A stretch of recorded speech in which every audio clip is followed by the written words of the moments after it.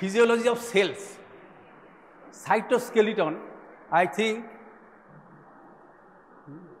we are discussing about cytoskeleton.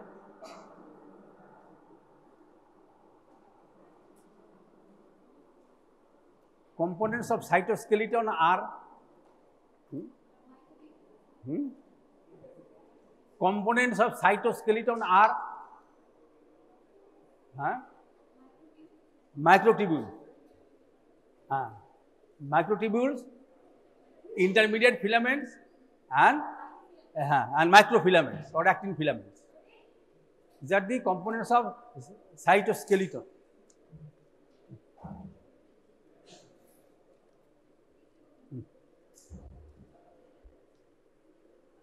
Microtubule,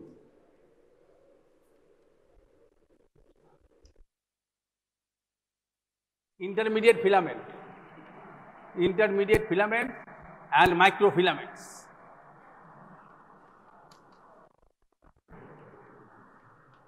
Microtubules are produced by the aggregation of subunits, alpha and beta subunits. They are hollow cylinders formed of alpha and beta subunits.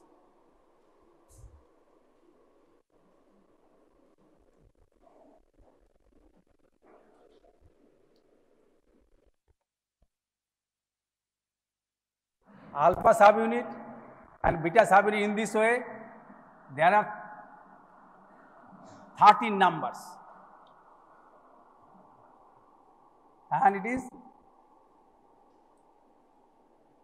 15 and 5 and 5. Lumen 15.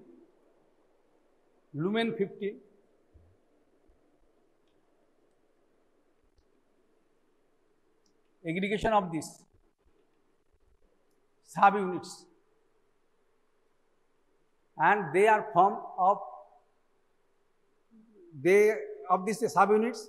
They initially form plates like structure, and then they fold down, and there are 13 subunits, and there is the hollow structure and hollow passage of 15 nanometer dimension, and these are 5 nanometer in dimension, alpha and beta, and in this way there is and they form the microtubules, and they are formed out of the centrosomes. Centrosome consists of the centrioles and pericentriolar material. Centriole,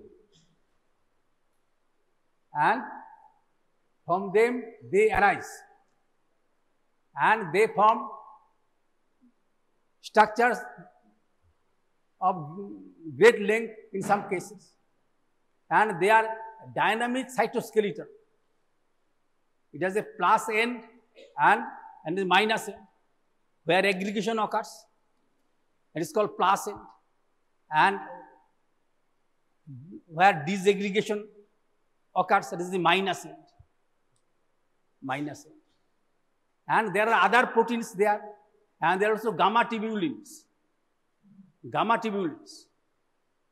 at the level of the basal granules or the centrioles, from which they are formed. And they are important structures over which there are movement of the protein molecules, some organelles, or in chromosomes during cell division. They form mitotic spindle. Yeah. You can all remember your basic knowledge of mitosis. Near the nucleus, there is the structure that is called centrosome, and it contains the centrioles. And the centrioles, they are placed at right angles to each other, and their layer is formed by these microtubule like structures, triplets there. centrioles, and they are formed of 9 triplets. That is, if you take a cross section of this and if you magnify, you will find that they are formed of this type of microtubule-like structures. And in this way, there is the triplets, 9 triplets. And in this way, there is the 9 triplets there. 1 to 9 through 9. This structures, and from which these microtubules are produced. And during cell division, they divide and they go to separate spores,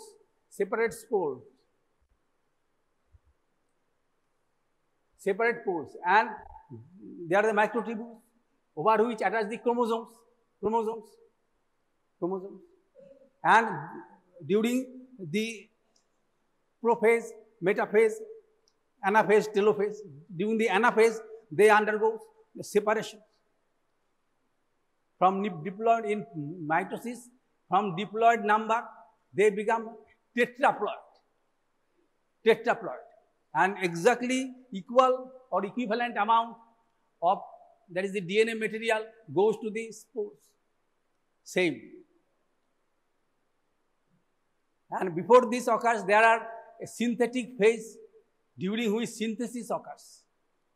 Not only DNA, but also there are formation of different types of proteins, cyclins, and different kinases.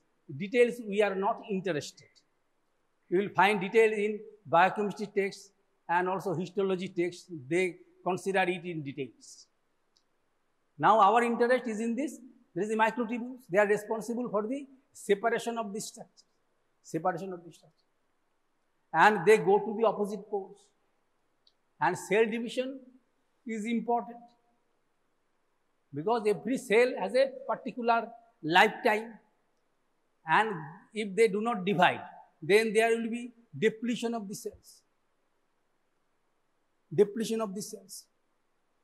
Suppose RBCs are being destroyed, and from normoblast stage, there are cell division. When hemoglobin appears, then this cell division is not there. Hemoglobin indicates that it is enough maturation and there is no need of cell division. Early normoblast, intermediate normoblast, late normoblast. And intermediate normoblast stage, when hemoglobin is appearing, then this cell division is stopped and it becomes a mature elimination. It is an example. Everywhere it is going on. So, and in tumors, you know, there is some uncontrolled growth. And there are utilization of some drugs by means of which this cell division is blocked. When the cell division blocks, then the tumor cells will die within its scheduled time. So there are, suppose colchicine, vinblastine, they unite with this microtubules. Vinalkaloids, vinblastine, and colchicine, they are used in the gout, and they are used.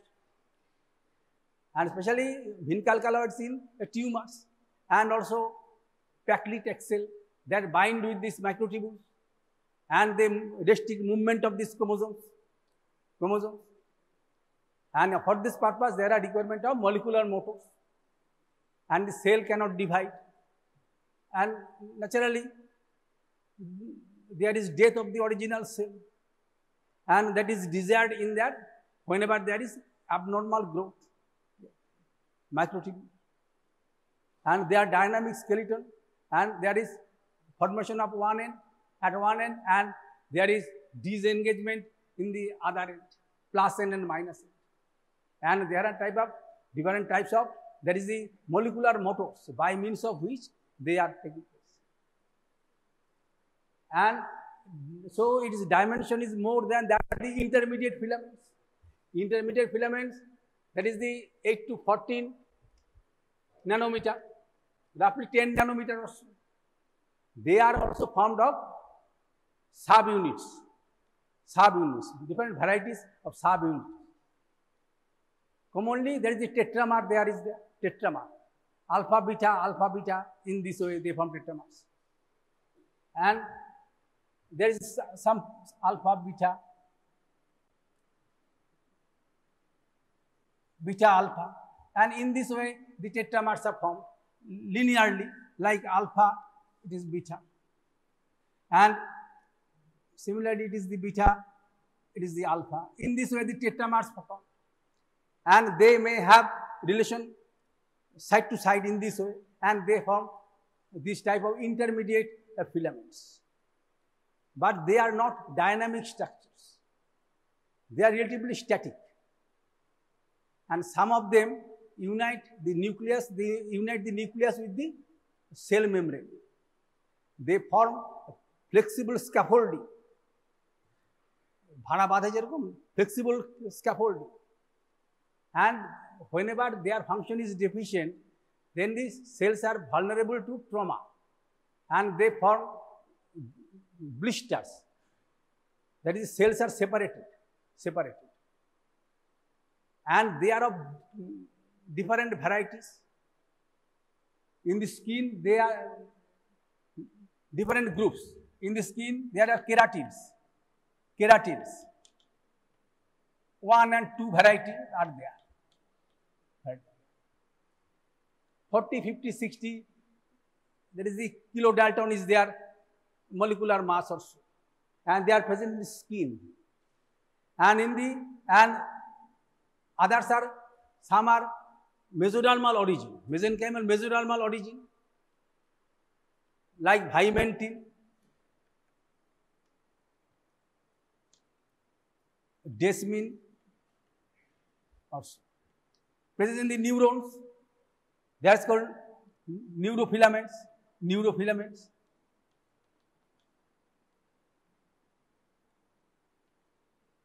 Some are present in glial cells.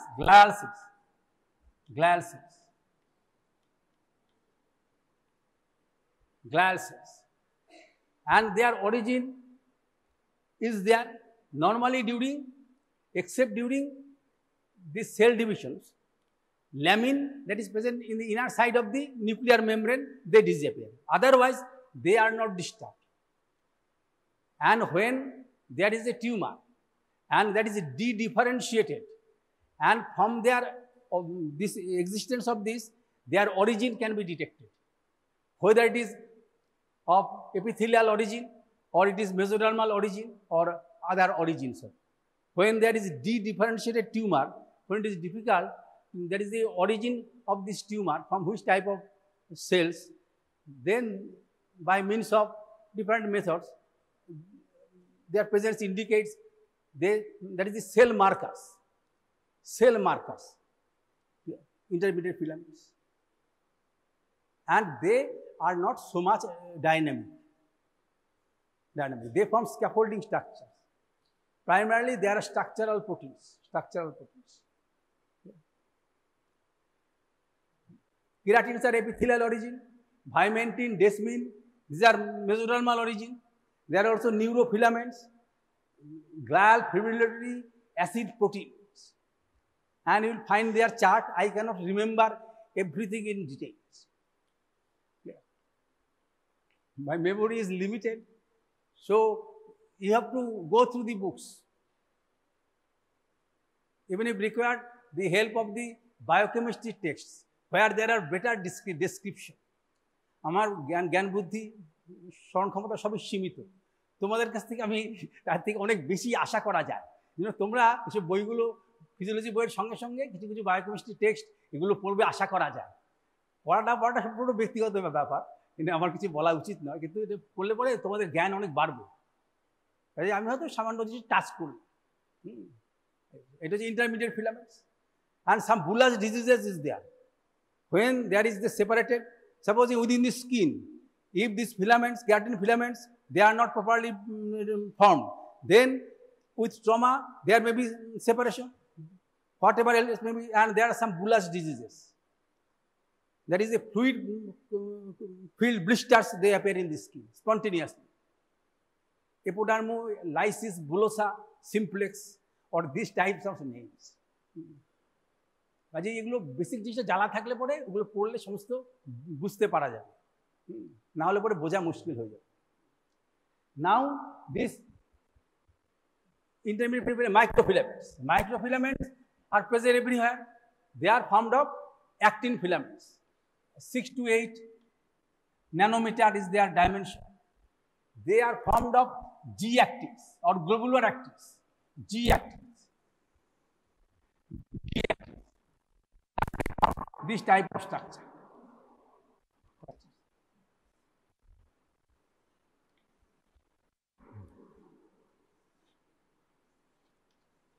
Around 50 kilodalton, and they form longitudinal structures. Microfilament. পুতির মতন হয়, এগুলো সব পুঁতি দিয়ে বোঝা যায়। যারা পুঁতির কাজ জানে, একটা সুতোর মধ্যে পুঁতি ভরে নিল, আর একটা সুতোর মধ্যে পুঁতি ভরে নিল, তারপর দুটো জড়িয়ে দিলে পরে যে স্ট্রাকচারটা পাওয়া যাবে সেটাই হচ্ছে তোমার অ্যাক্টিন ফিলামেন্ট বা microfilament. It is present enormously in muscle cells, and by means of molecular motor like myosin, they are causes the movement of these filaments, movement relative to one another, and in this way contraction occurs. That is shortening of the length of the muscle cell occurs. Microfilaments, and they aggregate from at one end spontaneously. Calcium ion, presence of calcium ion, magnesium ion, and other factors, they are causes their polymerization. So there is a plus end and minus end in case of microfilaments also. They are present in the non-muscle cells. They are present just below the cell membrane, and they are attached with the other cytoskeletal elements or cell adhesion molecules.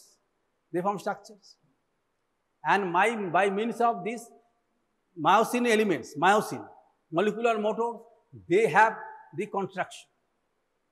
They can change the shape of the cell, and it is required for limited movement, and also phagocytosis, exocytosis, endocytosis. So there is their role, along with cell adhesion molecules are there. Besides this, molecular motors, and they are present in relatively in huge amount. 15% of the proteins in the cells in general is this of type of actin filament.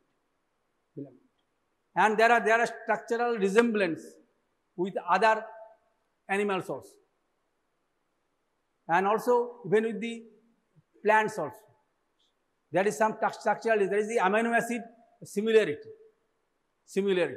It is given in the text. So they are present, and they can disappear and reappear. But except lamins of the intermediate filaments, other intermediate filaments, they are relatively static structures. They are not so much dynamic structures. Now, this along with this cytoskeletal elements, then we have to consider the molecular motors. What are the molecular motors? Molecular motors are kinesins and dyneins mainly, and also dynamine also. Microtubule based,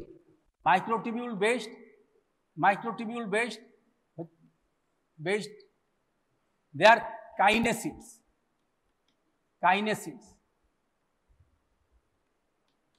and dyneins.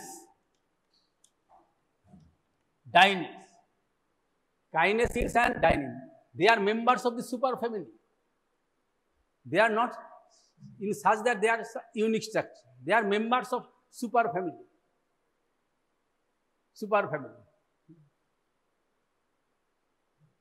And they have the motor function. They can carry any element. It may be mitochondria, it may be a vesicle, or even it may be a protein from one cell to another. And microtubule based, there is kinesins, they can move mostly to the plus end of the microtubules. Plus end of the microtubule. Structure of the kinesin is like that.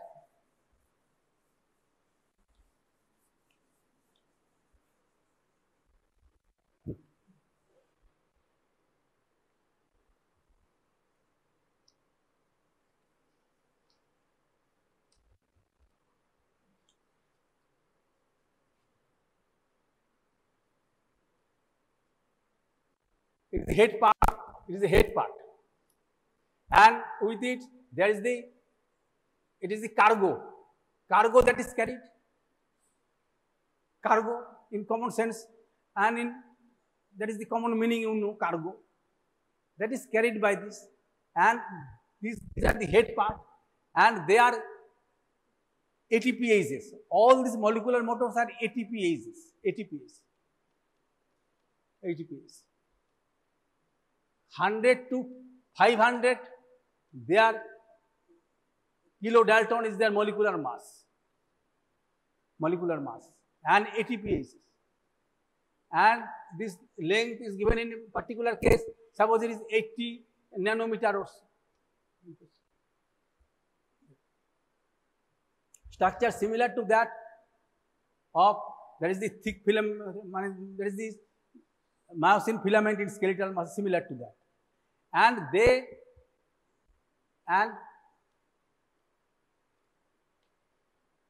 excuse me, this is the cargo is in the opposite side, and this molecular mass, cargo is in the opposite side, and when they unite with the microtubule, they have walking like movement. Walking like movement. Suppose one head binds and the other head swings and move to another part. Then this next part, it will swing and it will move progress in this way. And in this way, they walk along towards the plus end of the microtubules in general.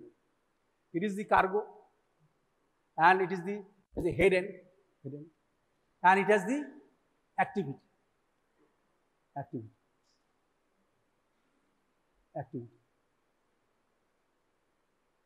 And in this way, they move. Kinesis. And in some cases, it has been seen, they can move the cargo to the minus end of the microtubule also. They are involved in the cell division. They carry the chromosomes to the separate poles also. Yeah. And dyneins, their structure is similar to this. They are shorter molecules. They have head in this way, two heads, and their tail is embedded in proteins. Numerous proteins. This type of figure is given reliable text. Complex protein molecule. There is the head and is the neck part, and their dimension is nanometer or so. They may be cytoplasmic and they may be axonimal.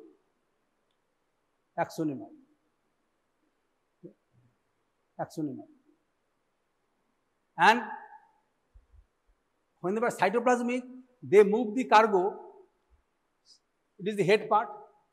Cargo is attached to this protein complex, and it is carried to the minus end of the microtubules. The dyneins. And these dyneins, that is the axonimal dyneins that present in the cilia and flagella. Ciliated cell.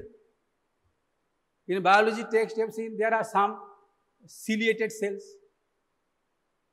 and they contain the projections. Cilia has the specific structures, and they are dynein-based structures, cilia. And they have cilia and flagella similar, and in cilia, in human beings, cilia is present in the respiratory tract, and they help to movement of the mucus over the respiratory epithelium.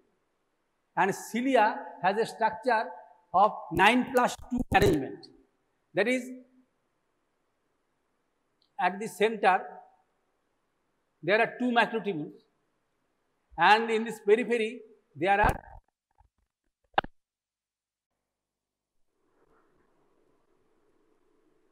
in this way they are disposed. In this way are disposed.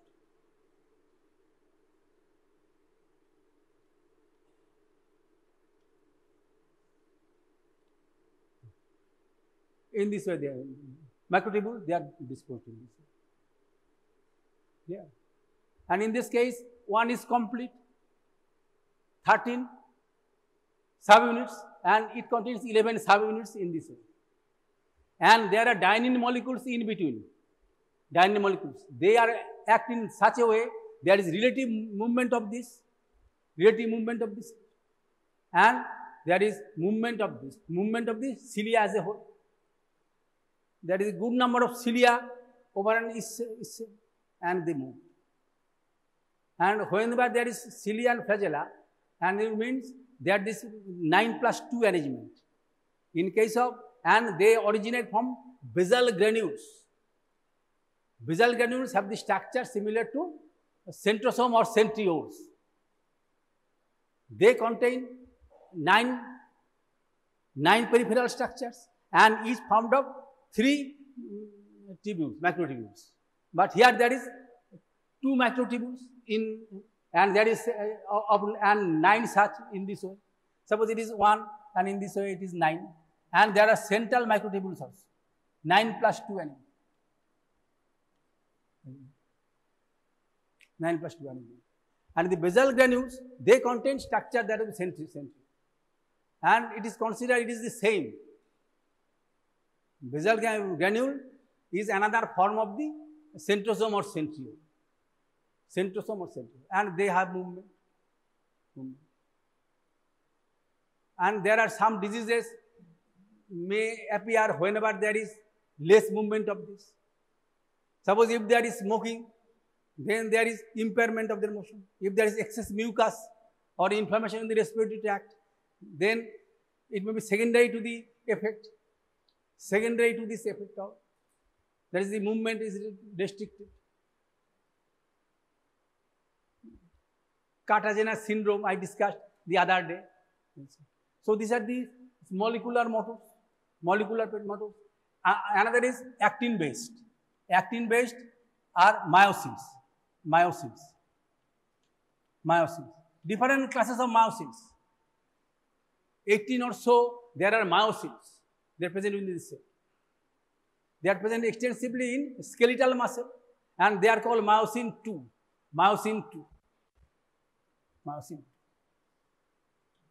But others, myosin 1 or so, they are also present.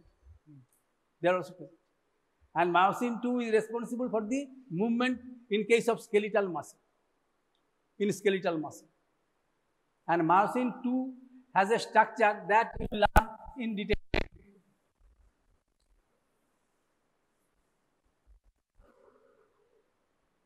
And they have head-like structure.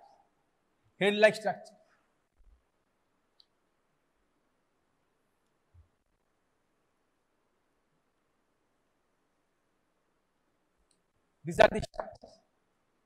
And this is a heterohexamer. And when, it harbors the ATPase activity. And when it binds with, and when it binds, it is placed in this way, one head. And when it binds with the actin filament, then there is activity of the ATPase, and there is movement of this. From one side to from this side, and this actin filament moves. From either side this occurs. It is described in detail in the contraction of physical mechanism of contraction, molecular mechanism of contraction of skeletal muscle. It is asked in the examination in theory how they occurs. That you learn. It is one. Another is the myosin 1 or so, and where they are much shorter, and this structure is similar to that of the kinesin. and myosin 1, where it is tail is much shorter, and it can unite with the actin filaments or microfilaments. Microfilaments are seen underneath the plasma membrane, and they unite with the cell adhesion molecules, and they form cytoskeleton. They are attached to they are part of cytoskeleton, and they have scaffolding structures. In the RBC membrane, there is given in every text. Then you will find there is the band 3 spectrin and this actin filament, and also 4.1 protein. They form this type of structures. Anchoring proteins. Anchoring, they are called some anchoring proteins, and they connect also with one another in this way. Spectrin, ankyrin, band 3 protein, and with 4.1 it can unite with the actin also. And in this way they can connect. And also other proteins. In every text you will find the RBC membrane structure when it is discussed to some extent, because related to the integrity of the RBC membrane, and their deficiency may lead to the volume change in the volume, spherocytosis or elliptocytosis. And for this purpose, in every good text there is spectrin, ankyrin, band 3 proteins. And here also there is also in some cases there is the actin filaments there. In the villi, intestine, you are all familiar with the villi. Villi is present in the small intestine. Villi are absent in the large intestine. You can remember. And in the villi, numerous structures over the cells, this type of structures. And there are actin filaments, and they are connected to the myosin. These are the actin filaments. It will be cell membrane or with one another. That is, they have different names.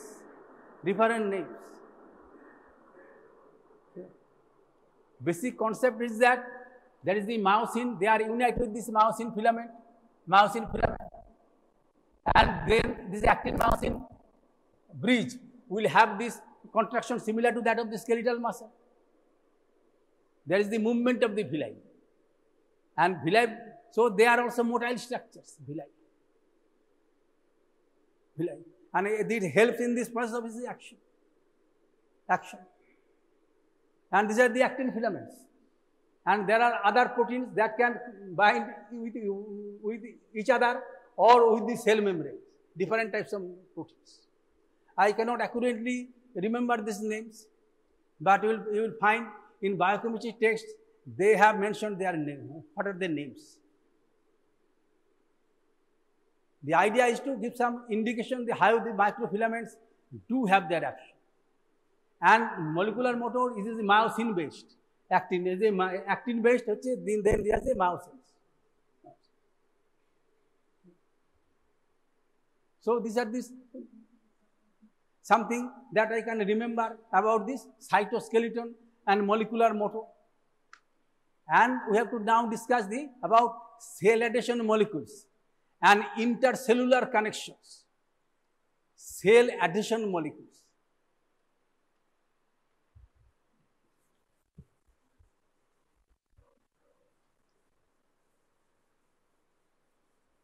CAM.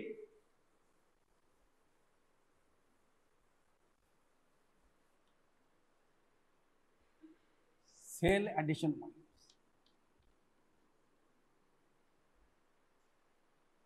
Cells are attached to one another by means of some adhesive elements. In older editions of the different texts, you will not find them. But gradually, there is a discovery that they are attached not by purely physical force, but there are some proteins that is responsible for attachment of the cells to one another and also to the basement membrane, outside the cells. And they are also connected with other elements. And intercellular connections are the sites where their existence and their actions can be known. Cell adhesion molecules, and they have role in the development, especially of the nervous system and other structures. And their function is also in movement of the cells, that is this inflammation, and even the migration of the cells in case of tumors. And these roles, along with there are also other roles. They send information from outside to inside or inside to outside. So they have numerous functions, and their numbers are growing in literature, but commonly it is grouped into four types of cell adhesion molecules. That is one is integrins.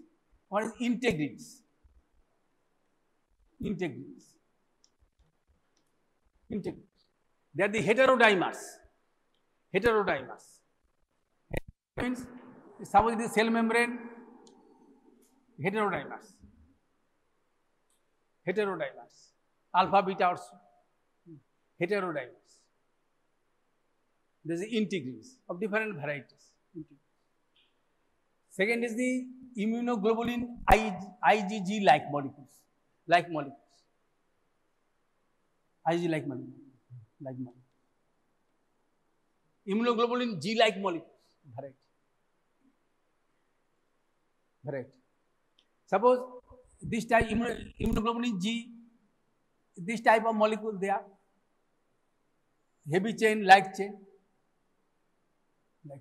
These are the light chain, and these are the heavy chains. Are connected by the disulfide linkages. And they have variable part and relatively fixed part. And in this part, there is the antigen binding fragment or ABF, antigen binding fragment. From this discussion, it is appear to you that subject is very easy. So, in physiology classes, students are largely inattentive. Not you, but everywhere, because it is an easy subject, and so it can be learned easily. And so this is type of structures, and there are different names. ICA, intercellular cell adhesion molecule, and they belong to this IgG group. They may be present in different surfaces. Some surfaces contain this, and some surfaces may contain this. And some may be the ligand of the others. Some act as receptors also. And in this way, different types of movement are seen, different types of actions are seen. Third is the cadherins. Calcium binding proteins. They are present. Cadherins, calcium binding proteins. Some proteins can bind with calcium. In skeletal muscle, it is troponin. In smooth muscle, it is calmodulin. Besides this, there are also this type of molecules in between two cells. In desmosomes and hemidesmosomes, they are found. In genoidal adherents, they are also cadherins, calcium binding proteins, and where there is the function. And fourth is the selectives, carbohydrate selectives. And these proteins of different varieties, they bind with carbohydrate, lectin-like domain.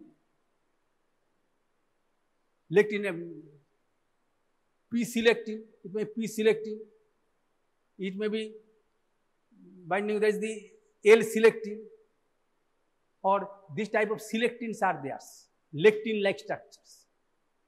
Lectin means suppose it is binding, it is with a lymphocyte also, lectins. And if you consider this lectins, they have some structural similarity. And in that case, they bind with carbohydrate moieties. A common structure is given in Harper's edition, some older editions, they give a basis.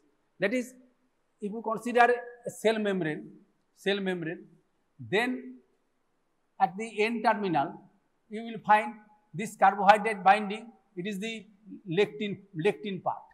And lectin, it is called lectin, that bind with the carbohydrate moiety, specific carbohydrate moiety of any substance. And then there is the epithelial growth factor like moiety. And in that position, it is this task membrane, and it is the another part that is within the cytosol. This type of structures, this lectin. The lectin part, it binds with the typical carbohydrate moiety of glycoproteins or other structural proteins. Sequence of carbohydrates. Sequence of sialyl, Lewis X. It is example. Sialylated forms and fucose containing carbohydrate moieties. Suppose, if I can remember accurately, it is the sialic acid NEUAC. Then it can unite with some galactose moiety. Then glucose NAC.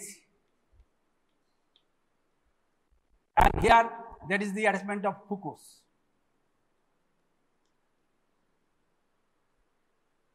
Number of there is the carbon atoms, I cannot remember. But it is the example of sialyl Lewis X. It does not mean you can remember or go on cramming every time. It is a basic concept that this type of sequences or other sequences with which it can bind. It may be E-selectins like endothelial cells, P-selectins that is the present in the platelets or so, or others. There is the selectives, carbohydrate binding proteins, lectin-like domains they are. And in that case, I forgot to mention that there are some other elements, one or two more, and these are the complement regulatory elements. They are outside the plasma membrane, just outside the plasma membrane, complement regulatory proteins also. So, N-terminal, that is the lectin-like domain that binds with the different patterns of carbohydrate moieties, and then there are epithelial growth factor-like moiety, and then 1, 2 or so, they are this, that is the complement regulatory proteins. Complement action is there in some cases. And then this part is the task membrane part, and it is now this part is the carboxy terminal part. And these lectins, they are different. There is the E-lectin is different from the P-lectin. The molecular weight and the presence of this type of regulatory units. So these are these cell addition molecules, and they have their role in intercellular connections. So we can discuss about the intercellular connections. There are two types of junctions. We mostly have these mechanical functions. Cells are attached with the help of these different proteins. They are in epithelial cell, if you consider the epithelial cell.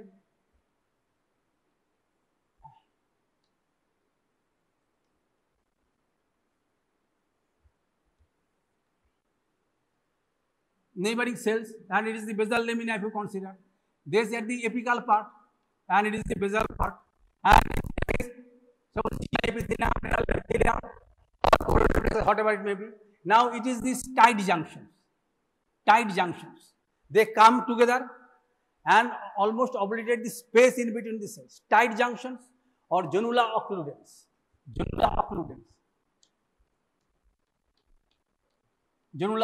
Or tight junctions. Simply tight junctions. TIGHT. tight junction. Ridges from, if you elaborate this part, then from this part there is some ridge, and another side there is another ridge, and they are almost connecting this, obliterating this space, and they are formed of different types of proteins. There may be claudins, occludins, or junctional adherent molecule, or they are given their names, and they have some important functions. And what is their function is that they will not allow easily any substance to go from this side, that is the lumen side, to the adluminal side, opposite side. They do not allow. But they are not perfectly tight. They are to some extent selective, or some cases leaky. They allow some solute, some ion or other small molecule to pass through. And they have significant in this regard in some of epithelium. They will allow, suppose these occludins, or they will allow particular ions from one, suppose in some cases magnesium ion. They will allow the magnesium ion.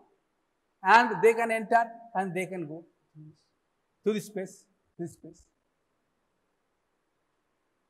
or some other elements. And they have their roles so that they make the polarity of the cell. That is, any protein cannot easily traverse from apical site to the basal site. Suppose sodium potassium ATPase is present in this cell. Sodium potassium present in this part. It will not go to this part.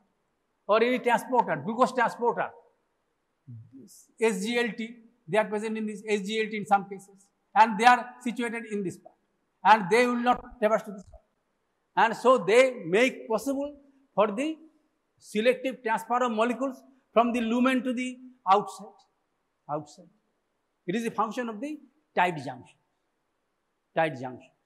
There are ridges, and they connect with each other in such a way that they will not allow any substance to go through this.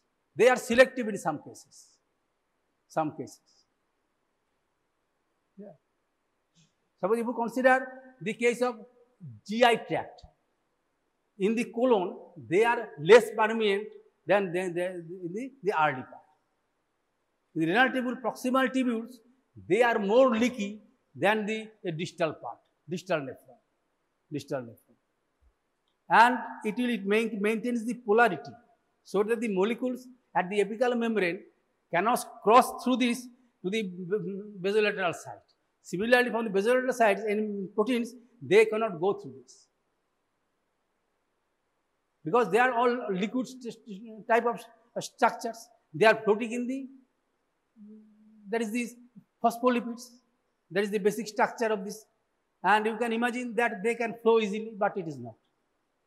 They somehow obstruct them and maintain the polarity. And for this reason, transport across the epithelium becomes easy and possible. Tight junctions. Some are zonular adherence. Just below this, there is some part is called zonular adherent proteins. And in that case, they come close together, and then they may be leaky than this, but they have some more structural function, supportive function. They bind together the cells. And they contain microfilaments.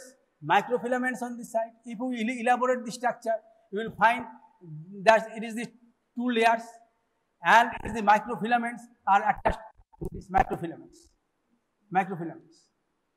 attached to this.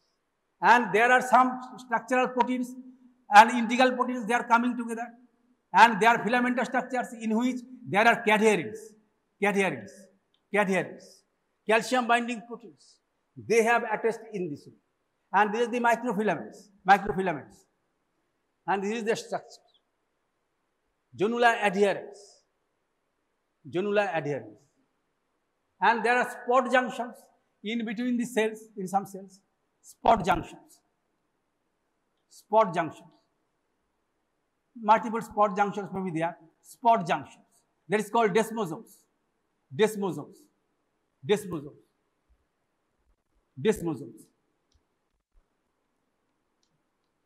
desmosomes.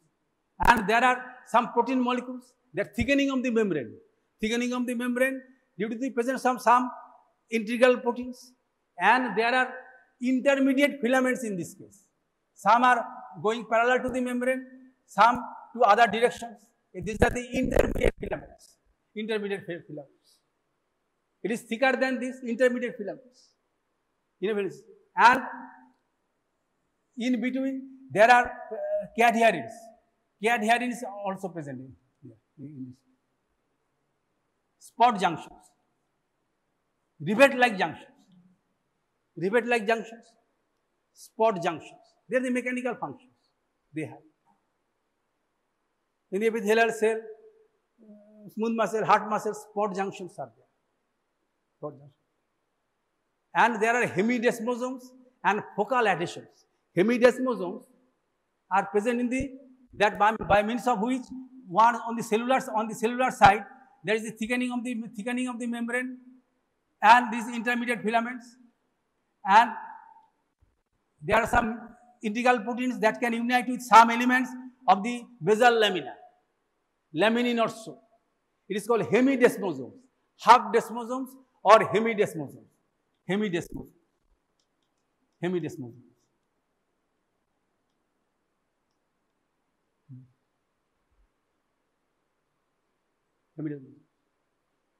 And there are also focal adhesions. And in focal adhesions where there are, in this case, it is this is the integrins that is present. Integrins presence. Heterodimeric structures. And they are connected with the actin microfilaments. And they contact with lamins or other structures of this basement membrane. Basement lamina or basement membrane. And they help in the movement of the cell relatively. Suppose the cell protrude lamellopodia. Lamellopodia. That is the foot-like structures. And they unite with these basal laminas. And they are at the point from which there is ultimately, there is the cell is drawn together before their movement. They form the points of traction by means of which it can move. Suppose I am moving in this way and then there is moving of the whole cell. It is possible. There is the actin filament, and it is these integrins and not cadherins. In hemidesmosomes and desmosomes, you will find cadherins, but here it is the integrins. Integrins are maybe present in there is the genula adherens also.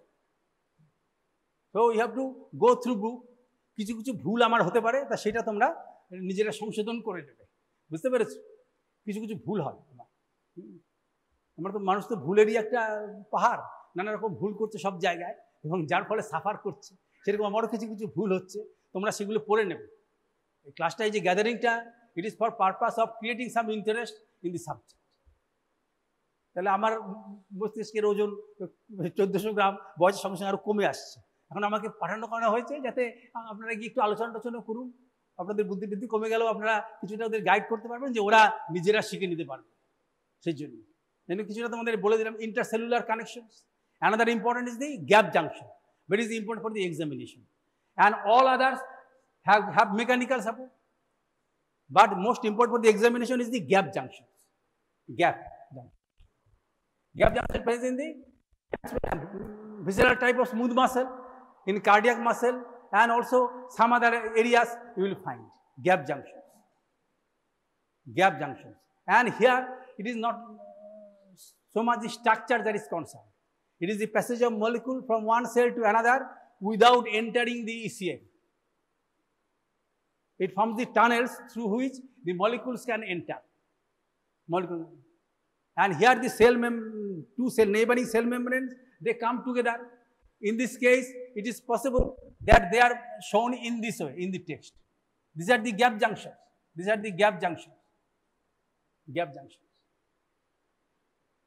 That is, the molecules can traverse through these tunnels without entering into the extracellular fluid. Extracellular fluid. This type of figure is given in the text. Now they are formed of these connections and cell membrane come close together. Normally it is 25 nanometer or so normally, and it is reduced to 2 to 3 nanometer or so. And there are channels, they are called connections. And they each formed of 6 subunits, they are called connexins.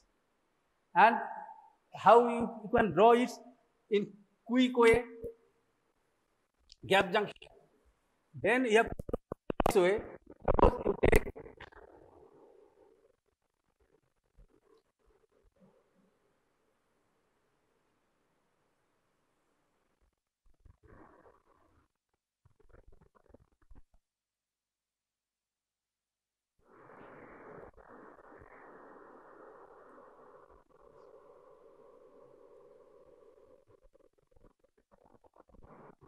it is one subunit, it is 2 subunit of one cell, and it is then you get this channel, this channel.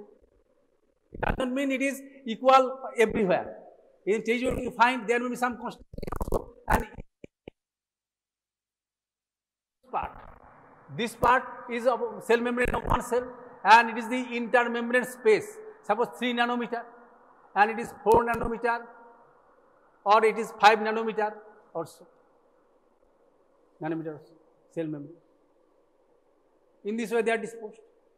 Now, in this way it is the ICF and it is the ICA, intercellular fluid, and its dimension is 2 nanometer or so, and molecules of lower molecular weight. There are some ions, carbohydrate moieties, or some other molecules below 1000 molecular weight. They can traverse through this. And they do not require to enter into this space, because this channel is abutting with this, and it is the subunit, 6 subunits combined to form this channel. The subunits individually are called connexins, and 6 connexins unite together to form the connection or the channel proper, and they protrude and they abut each other, so that any molecule does not require to enter into the ECF in this purpose. They go through and through. Suppose in case of cardiac muscle, if the impulse goes to any part of the myocardium by means of these gap junctions, they can spread. In a visceral type of smooth muscle, all the muscle cells are not innervated. The superficial cells are innervated by autonomic nervous system. And whenever there is electrical activity, followed by contractile activity, whenever there is electrical activity of the superficial cells, then the ions will move through these junctions, and then this contraction is produced. And it is much economical for the body. Every cell does not require innervation, private innervation. Some superficial cells of small intestine, visceral smooth muscle, they have innervation, but the deeper cell does not. Because this type of work is done by the gap junctions themselves. Yeah. Suppose whenever there is neurons, myelinated neurons is found by the rounding of these epithelial cells. And there are connections in between themselves by means of these gap junctions. They are previously called nexus, gap junctions. And whenever there is disease process, they can and there are different types of neuropathies. Charcot-Marie-Tooth disease, peripheral neuropathy, is due to the affection of these connections. And they are not these channels are not passive conduits, and their activity can change. And their activity can change along with the change in the ion concentration, like calcium or hydrogen ion. Will change. And other factors can modify it. And at least 20 genes are responsible for this.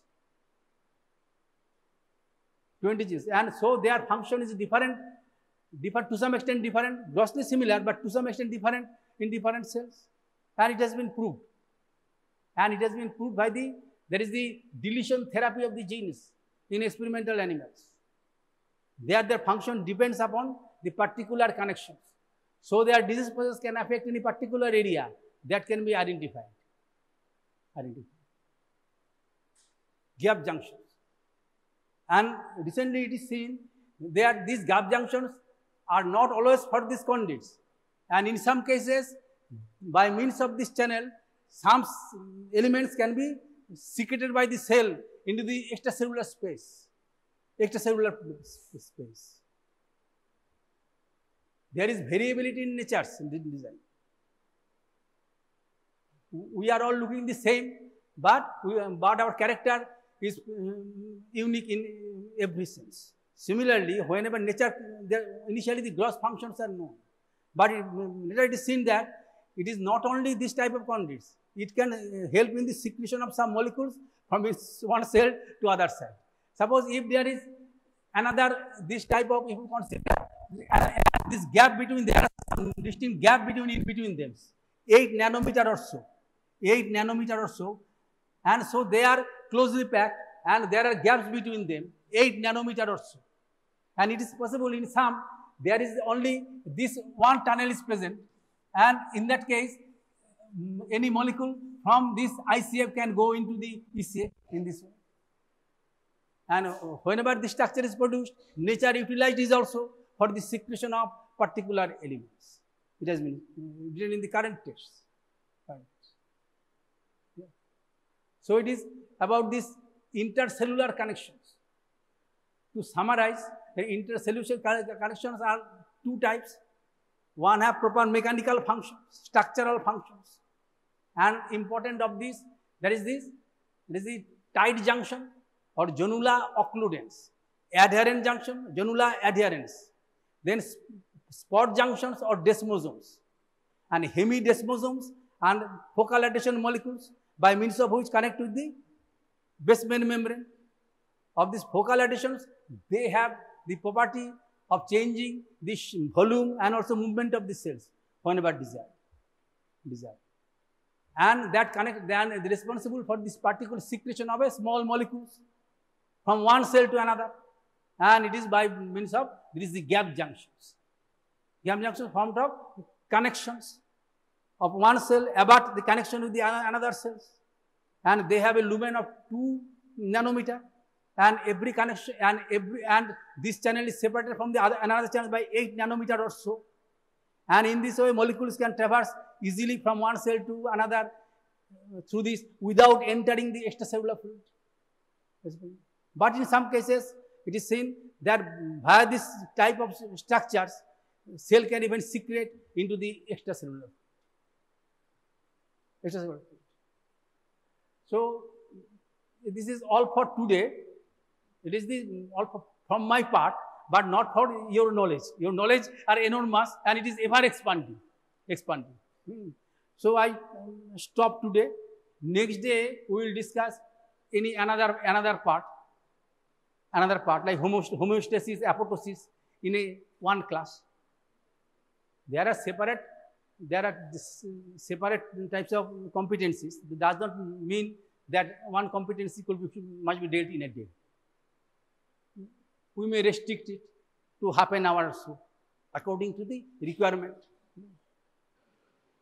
About the lymphatic system and ancillary to the blood vascular system.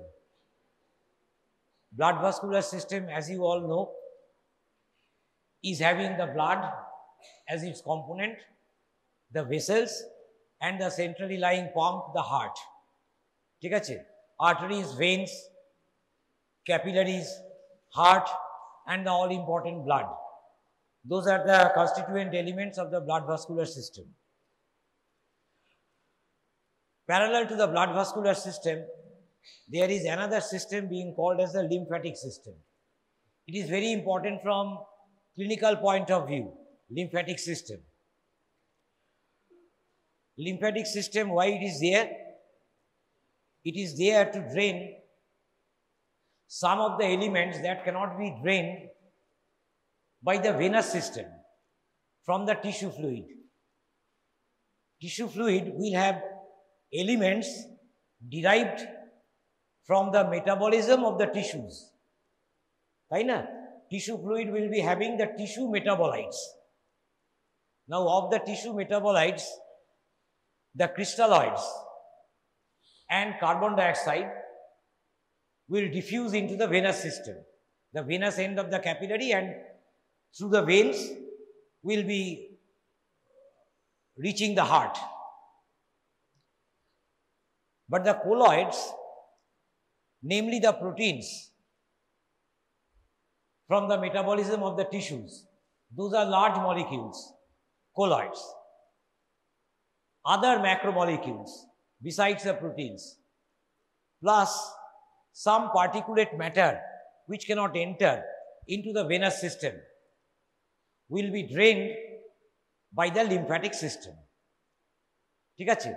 তাহলে lymphatic system runs parallel to the blood vascular system. ঠিক আছে? It is there to drain the macromolecules of the tissue metabolites, namely the proteins, particulate matter, plus other colloids. Now, the lymphatic system is very important, remember.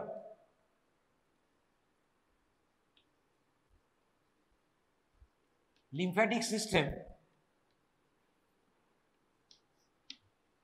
will definitely have, it is a system, therefore, it will be having components like the blood vascular system.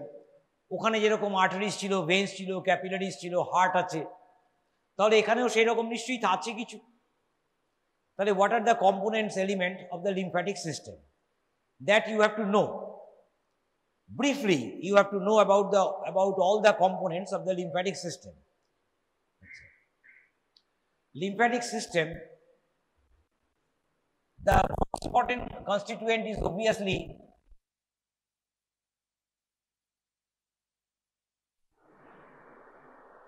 what is lymph? It is a fluid rich in colloids, namely the proteins from the tissue metabolites. ঠিক আছে? It is not like blood. Blood vascular system essential nutrients and oxygen provide করছে টিস্যুকে।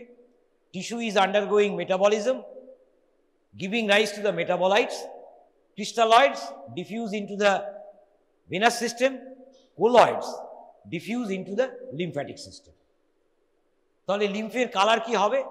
Colourless. ঠিক আছে? তাহলে to drain lymph from the tissue fluid,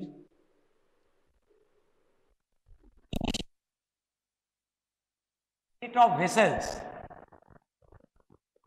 fine vessels, which are being lymph capillaries. It is a network of fine microscopic vessels. You cannot see macroscopically these vessels, lymph capillaries, but they are distinct from the blood capillaries. In which way they are distinct from the blood capillaries? Blood capillaries are open-ended. Blood capillaries, the capillary network belonging to the blood vascular system, is open-ended. Meaning what? Blood capillaries, ধরো এরকম একটা capillary network আছে, এরকম একটা capillary network আছে কোনো একটা অর্গানে, এরকম একটা ক্যাপিলারি নেটওয়ার্ক আছে, having blood within it. These are the capillaries. Schematically, these are the capillaries. Now, this capillary network belonging to the blood vascular system will be fed by an arteriole. That you all know. The arteriole will be feeding the exchange vessels, the blood capillaries. তাহলে এখানে একটা arteriole থাকবে, এখানে একটা arteriole থাকবে। Here will be an this arteriole will be there. These are the capillary network belonging to the arterial system. Arterial end of capillaries আমরা বলি, ঠিক আছে? তাহলে this is the feeding vessel, this is an arteriole. This part of the network, I am coloring it blue because it is draining the tissue metabolites, namely the crystalloids and the carbon dioxide. This part of the capillary network. This part of the capillary network is being called as the venous end of the capillaries. Venous end of the capillaries. This venous blood will be drained by obviously a venule. The draining vessel is the venule.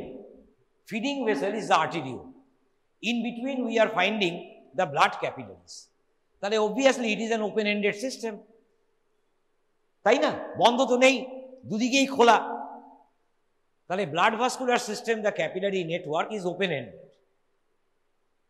In case of lymph capillaries, these are blind-ended. These end blindly in the tissues. ঠিক আছে, nothing is there from the blood vascular system to feed the lymph capillaries. Lymph capillaries K feed করার জন্য কিন্তু blood vascular system থেকে কিছু নেই। ঠিক আছে, তাহলে lymph capillaries, they are beginning from the tissues. Most of the tissues will have lymph capillaries, barring a few. কিছু কিছু জায়গায় কিন্তু তুমি lymph capillaries পাবে না। কোথায় পাবে না? Brain, spinal cord, central nervous system organs. You will not find lymph capillaries. You will not find lymph capillaries in the cornea. You will not find lymph capillaries in the epidermis of skin. পাবে না কিন্তু। You will not find lymph capillaries in the articular hyaline cartilages. বইয়ে সব লেখা আছে। তাহলে in all those places you will not find any lymphatic capillaries. Therefore, no question of finding lymph in such sites. তাহলে lymph capillaries, these are blind ending things. Obviously, lymph capillaries, these are fine vessels like the blood capillaries. It will be lined by endothelium, flat squamous epithelial cells, flat endothelial cells like the blood capillaries. ঠিক আছে, তাহলে কিরকম দেখতে? এইরকম মতো দেখতে।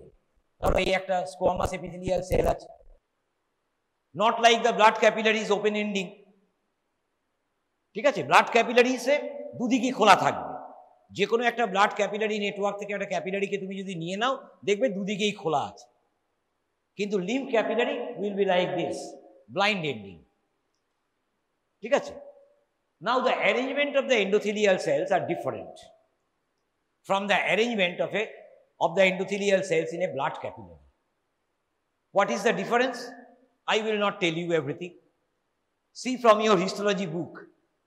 ছবি আছে ব্লাড ক্যাপিলারিজে। ঠিক আছে, ব্লাড ক্যাপিলারিজের ছবিটা দেখবে। এখানে আমি কি দেখালাম? লিম্ফ ক্যাপিলারিজ, ক্যাপিলারি এন্ডোথেলিয়াম দেখিয়েছি। একটা sectional LS, longitudinal section of A lymph capillary. In the lymph capillaries you will not find a basal lamina. Usually the epithelial cells, they rest upon a basement membrane, we know, or basal lamina. আমি অন্য ভাবে basal lamina ও বলতে পারি। You will not find a basal lamina here. ঠিক আছে, these are bare, naked endothelial cells arranged along the long axis of the lymph capillary. পরপর সাজানো আছে। হলো, you will not find such gaps in blood capillaries. এই যে gap দেখো দেখিয়েছি আমি, ঠিক আছে, গ্যাপ দেখিয়েছি, এখানে গ্যাপ আছে। এরকম কিন্তু ব্লাড ক্যাপিলারিজের ছবি দেখবে গিয়ে আজকে হিস্টোলজি বইয়ে, দেখবে এরকম গ্যাপ নেই। ঠিক আছে, now why such gaps are there between the ends of the endothelial cells? Such gaps have to be there to allow the tissue fluid to enter. বুঝেছো কি হবে? এখানে যে tissue ফ্লুইডটা which is not being drained by the blood capillaries, venous end of the blood capillaries দিয়ে drained হলো না, colloid rich, protein rich, foreign particulate matter rich tissue fluid, এর যখন প্রেশারটা বাড়বে, when the pressure increases, not too much of lymph you will be finding in the lymphatic system. খুব বেশি lymph কিন্তু থাকবে না, তার কারণ blood vascular system drains everything except the colloids. ঠিক আছে, colloids and particulate matter they need a medium, তাহলে মিডিয়াম হিসেবে একটা ফ্লুইড মিডিয়াম থাকতে হবে, and that is from the tissue fluid. এবার এই টিস্যু ফ্লুইড প্রেশারটা যখন বাড়বে, ঠিক আছে, বাড়বে, এবার টিস্যু ফ্লুইড প্রেশার কিন্তু কখনোই এই ভেতরের প্রেশারের থেকে খুব বেশি হয় না। কি হয়, there will be a sucking action by the collapsed lymph capillaries. collapsed lymph capillaries suck in করে, টিস্যু ফ্লুইড প্রেশারটা যখন বাড়লো, কোলয়েড টোলয়েড ইত্যাদি আছে, তখন সাকড ইন হবে tissue fluid into the lymph capillaries. কি হয় দেখো, এইখানে টিস্যু ফ্লুইড আছে, এই টিস্যু ফ্লুইড আছে, এইখানে টিস্যু ফ্লুইড আছে, এইখানে টিস্যু ফ্লুইড আছে, এই টিস্যু ফ্লুইড প্রেশার দেবে, প্রেশার দেবে। নর্মালি কিন্তু এই গ্যাপটা তুমি দেখতে পাবে না, এগুলো পাশাপাশি বসে আছে। এবার এই টিস্যু ফ্লুইড এখানে চাপ দিয়ে ঠেলে দেবে, এই যে সেলটা আছে এখানে, একে আবার এইখানে ঠেলবে, তাহলে এই জায়গা দিয়ে ফ্লুইড ঢুকে যাবে, এই জায়গা দিয়ে ফ্লুইড ঢুকে যাবে, সিম্পলি সরে যায়, ফ্ল্যাপ ভালভের মতো আছে, ফ্ল্যাপ ভালভ, বুঝেছো? এন্ডোথিলিয়াল সেল, ভেতরের যে এন্ডোথিলিয়াল সেলের এজটা আছে, that will be driven inwards by the pressure of the tissue fluid. তাহলে tissue fluid in drops will collect in the lymph capillaries, ঢুকে পড়বে। তাহলে এই সিস্টেম কিন্তু তুমি ব্লাড ক্যাপিলারিজে দেখতে পাবে না, ঠিক আছে? তাহলে endothelium lining the lymphatic vessels, the lymph capillaries, present flap valves in their wall, which provide or which enable the colloid-rich tissue fluid, which will ultimately be the lymph, to enter into the lymph capillaries. বুঝেছো? এবার এইখানে collect হলো, এইখানে collected হয়ে গেল সামান্য lymph, এবার এটা it will be driven up. এবার কোন দিকে ড্রিভেন হবে সেটা আমি তোমাকে আস্তে আস্তে বলছি। তাহলে lymphatic system, lymph is the thing, the fluid element. Lymphatic system begins as the lymph capillaries in the tissues, barring some of the tissues যার আমি নাম বলেছি। Then we will be finding lymphatic vessels, obviously. যেরকম blood ক্যাপিলারিজের পরে বা আগে আমরা আর্টারিজ পেয়েছি ডিফারেন্ট সাইজের, তাহলে আমরা লিম্ফ্যাটিক ভেসেলস পাবো। A medium sized lymphatic vessel, medium sized, স্মলও নয় আবার খুব লার্জও নয়। আমরা একটা মিডিয়াম সাইজকে একটা ডেসক্রিপটিভ আইডিয়া দেওয়ার জন্য ধরে নিচ্ছি, একটা medium sized lymphatic vessel will be having all the coats, all the tunics that an artery or a vein present. That means an adventitial coat, medium-sized lymphatic vessels, medium-sized lymphatic vessels. কি দেখতে পাবো? From outside inwards একটা adventitial coat, মানে একটা fibrous coat, adventitial coat. তারপরে একটা medial coat of muscle, tunica মিডিয়ার মতো একটা medial coat of muscle, and then an intimal coat of endothelium, intimal coat of endothelium, intimal coat of endothelium, ঠিক আছে? Intimal coat of endothelium. এবার এরকম একটা লিম্ফ্যাটিক ভেসেলকে আমি যদি দেখাই, আমি সব কোডগুলো দেখাবো না, আমি তোমাকে দেখাচ্ছি এসেনশিয়ালি কীরকম দেখতে লাগে, how does it differ from a blood vessel, সেইটা আমি তোমাকে দেখাবো। এগুলো কি ভেতরের, এগুলো this are the ভালভস, this are the ভালভস, ঠিক আছে? এগুলো হচ্ছে ভালভস, পেয়ার্ড ভালভস আছে, পেয়ার্ড ভালভস আছে along the length of A lymphatic vessel. This are the paired ভালভস, and lymph will flow in one direction only, ঠিক আছে? একটাই ডাইরেকশনে ফ্লো করবে। ডিস্টাল থেকে proximal towards the heart. Obviously, তার কারণ ব্লাড ভাস্কুলার সিস্টেম থেকেই তো আলটিমেটলি সব ফ্লুইড আসছে। তাহলে ultimately it will be proceeding the lymphatic vessels, উপর থেকে, হেড অ্যান্ড নেক থেকে, নিচ থেকে, সবই আলটিমেটলি টুয়ার্ডস দ্য হার্ট। তাহলে এখানে যখনই লিম্ফ জড়ো হয়ে গেল, এই জায়গাটায় অনেক লিম্ফ হয়ে গেছে, ঠিক আছে, এটাকে ঠেলে দেবে, খুলে যাবে, এইখানে চলে আসবে। এই এখানে চলে এলো, এই দুটো বন্ধ হয়ে যাবে, ঠিক আছে। আবার এখানে প্রেশার বাড়লো, খুলে গেল, চলে গেল। সেই জন্য একটা লিম্ফ্যাটিক ভেসেলস কিরকম দেখতে? বিডেড ইন অ্যাপিয়ারেন্স। বিডেড, বিডস, যেরকম মালা হয় মেয়েদের পুঁতির, সেরকম বিডেড ইন অ্যাপিয়ারেন্স। এই দেখো বিডস, এটা একটা বিড, একটা বিড, এটা একটা। তাহলে একটা মিডিয়াম সাইজ লিম্ফ্যাটিক ভেসেল সম্বন্ধে কি জানতে হবে? Beaded in appearance. Beaded in appearance. Beaded in appearance, provided with paired valves and lymph flow in one direction only. ঠিক আছে? তাহলে lymph capillaries, then the lymph vessels. এবার lymph vessels তুমি এই যে আমাদের ডিসেকশন করবে দেখতে পাবে, পাগল। lymph vessels স্পেশাল ডাই দিতে হয় lymph vessels দেখার জন্য, ক্যাডেভার প্রিপারেশন করার সময়, এমবামিং এর সময়, বুঝেছো? তবে দেখা যায় লিম্ফ্যাটিক ভেসেলস। তাহলে দেখতে পাবে না, না দেখেই কিন্তু তোমার মাথায় ব্যাপারটাকে নিতে হবে। তাহলে না দেখে যদি মাথায় নিতে হয়, হেল্প কে করবে? বইয়ের ছবি। এই যে তুমি আপার লিম্ব করবে, দেখবে আপার লিম্বের সুন্দর ছবি দেওয়া থাকবে, একেবারে এই ফিঙ্গার টিপ থেকে এই পর্যন্ত সমস্ত লিম্ফ্যাটিক ভেসেলস কিভাবে আছে, বুঝেছো? How they are disposed. Lymphatic vessels are many more in number than the blood vessels. অনেক বেশি থাকবে। এবার নেক্সট কথা, লিম্ফ্যাটিক ভেসেলস সম্বন্ধে কি জানতে হবে?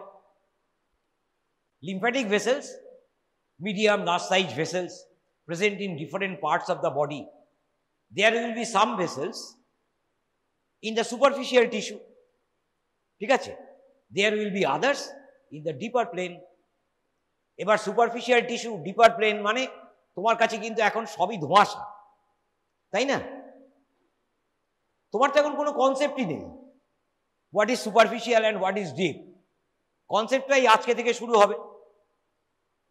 আমার শরীরের যে কোনো জায়গা আমি যখন কাটবো, বুঝেছো, হাত, পেট, পিঠ, গলা, সব জায়গায় কাটলেই, বুঝেছো, স্কিন প্রথমে পাবে, তারপরে you will encounter superficial tissue. তার এক কথায় নাম কি? সাবকিউটেনিয়াস টিস্যু, যেটা বায়োলজিতে পড়েছো। Beneath the skin, subcutaneous tissue. কি দেখতে পাবে? ফ্যাট দেখতে পাবে।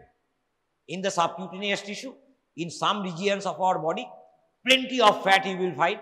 In other regions, fat will be less in volume and amount, কিন্তু fat will be there. ফ্যাটের সঙ্গে আর কি পাবে? ফাইব্রাস এলিমেন্টস থাকবে, ঠিক আছে, to entangle the fatty elements, ঠিক আছে, to anchor the overlying skin with the underlying tissues. তাহলে এইটাই হচ্ছে সুপারফিশিয়াল টিস্যু। এবার এর অ্যানাটমিতে নাম হচ্ছে সুপারফিশিয়াল ফাসা, FASCIA, সুপারফিশিয়াল ফাসা, ঠিক আছে। এই সুপারফিশিয়াল ফাসা, এই ফাসা নিয়েই চলবে এখন অ্যানাটমি, বুঝেছো? ফাসার খেলা, বুঝেছো? ফাসা বলে তুমি দেখবে সবসময় শুধু ফাসা পাচ্ছ। ফাসা, ফাসা মানে কিছুই নয়, কানেকটিভ টিস্যু এলিমেন্ট, ঠিক আছে, made up of collagen, white glistening fibres. তাহলে সুপারফিশিয়াল টিস্যুতে ব্লাড ভেসেলস থাকবে, নার্ভস থাকবে, দেখতে পাবে তুমি। Some of the blood vessels, nerves you have to find out in the course of your dissection, not all. কিছু তোমাকে বের করতে হবে ইম্পর্টেন্ট এলিমেন্টস, ইম্পর্টেন্ট ওয়ান্স, যেটা তোমার ডাক্তারিতে লাগে। Plus there will be lymph vessels, plenty. Now lymph vessels in the superficial tissue will accompany the veins, lymphatic vessels in the deeper tissue will accompany the arteries. এইটা মনে রাখতে হবে। lymphatic vessels in the superficial tissues will accompany the veins, in the deeper tissues they will accompany the arteries. Can why they are accompanying the arteries and veins? Naturally the question will come, because too little amount of lymph will be there in the lymphatic vessels. That to drive the lymph towards the heart, especially from the lower part of the body against gravity. ওপর থেকে কিন্তু দরকার হচ্ছে না, কিন্তু ওপরেও একই রকম অ্যারেঞ্জমেন্ট আছে, কারণ নেচার যখন করেছে তখন ওপর নিচে একই রকম ভাবে করে দিয়েছে, কিন্তু নিচে এগেনস্ট গ্র্যাভিটি উঠতে হচ্ছে লিম্ফে, আর lymph is not too much in volume, তাহলে খুব একটা বেশি প্রেশার নেই, তাহলে transmitted pressure from the veins, venous pressure, arterial pressure তো অনেক, ভেনাস প্রেশার অনেক, তাহলে all the time veins are having a pulsation. However little that pulsation is in living, সেই pulsation, venous pulsation will help the adjoining lymph in the lymphatic vessels to move towards the heart. And in the deeper plane, it will be accompanying the arteries, because there the arteries will have more pressure, তাহলে arterial pulsation will help. Plus muscle pump will help in the deeper planes. Muscle pump helps in draining venous blood. এই যে নিচ থেকে যে venous blood উপরে হার্টে যাচ্ছে সব সময় মাসল পাম্প কাজ করে। তুমি যদি মাসলকে কাজ না করাও তাহলে ভেনাস থ্রম্বোসিস হয়ে তুমি উপরে চলে যাবে, বুঝেছো? তুমি যদি অনেক দিন ধরে যদি পেশেন্ট যদি বেডরিডেন থাকে, তার যদি পায়ে যদি মুভমেন্ট না থাকে, পায়ে যদি এক্সারসাইজ না করানো হয়, তাহলে ভেনাস থ্রম্বোসিস হবে, ডিসলজমেন্ট হবে, থ্রম্বাস হার্টে চলে যাবে, হার্ট থেকে পালমোনারি এম্বলিজম হবে ওপরে, ঠিক আছে? কাজেই ভেনাস থ্রম্বোসিস মারাত্মক জিনিস, মাসল পাম্প মারাত্মক জিনিস, সেটা যখন হবে তোমার চলবে ক্লাস, তখন তুমি আস্তে আস্তে স্যারেরা সব বলবেন তোমাকে। আচ্ছা, তাহলে that is about the disposition of the lymphatic vessels. আচ্ছা, next important element of the lymphatic system is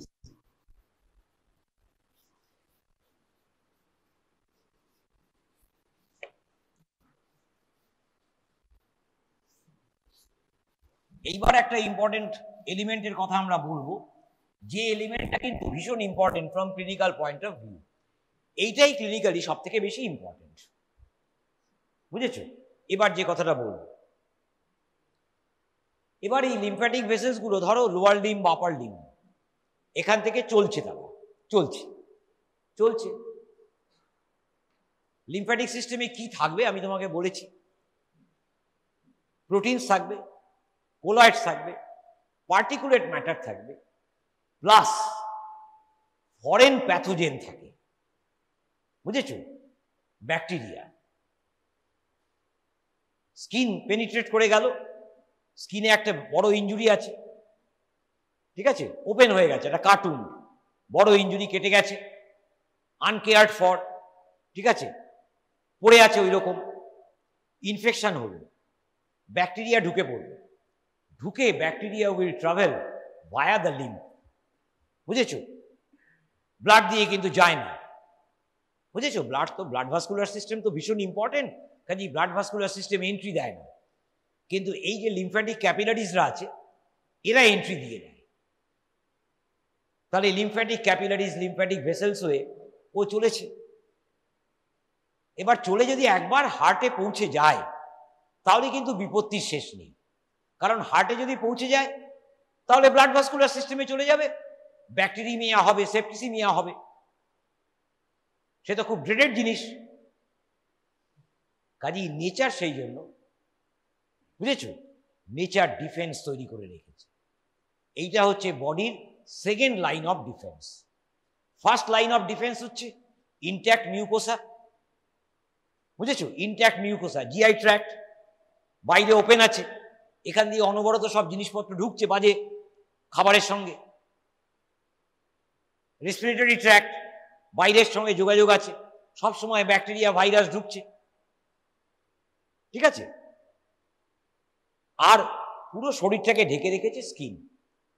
তাহলে ব্রিচ যদি হয় স্কিনে, ব্রিচ ইন দ্য স্কিন মানে কেটে গেছে, আলসার হয়েছে ইত্যাদি যদি হয়, তাহলে বেরিয়ারটা লুজ করে গেল,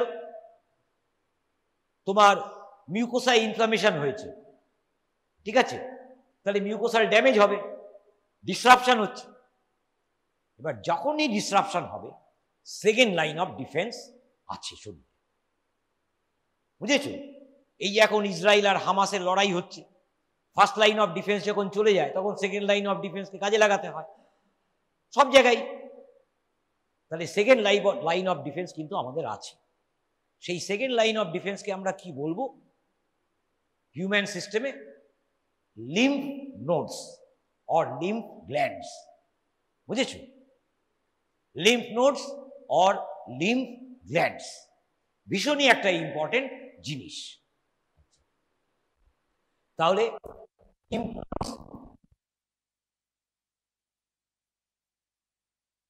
or lymph glands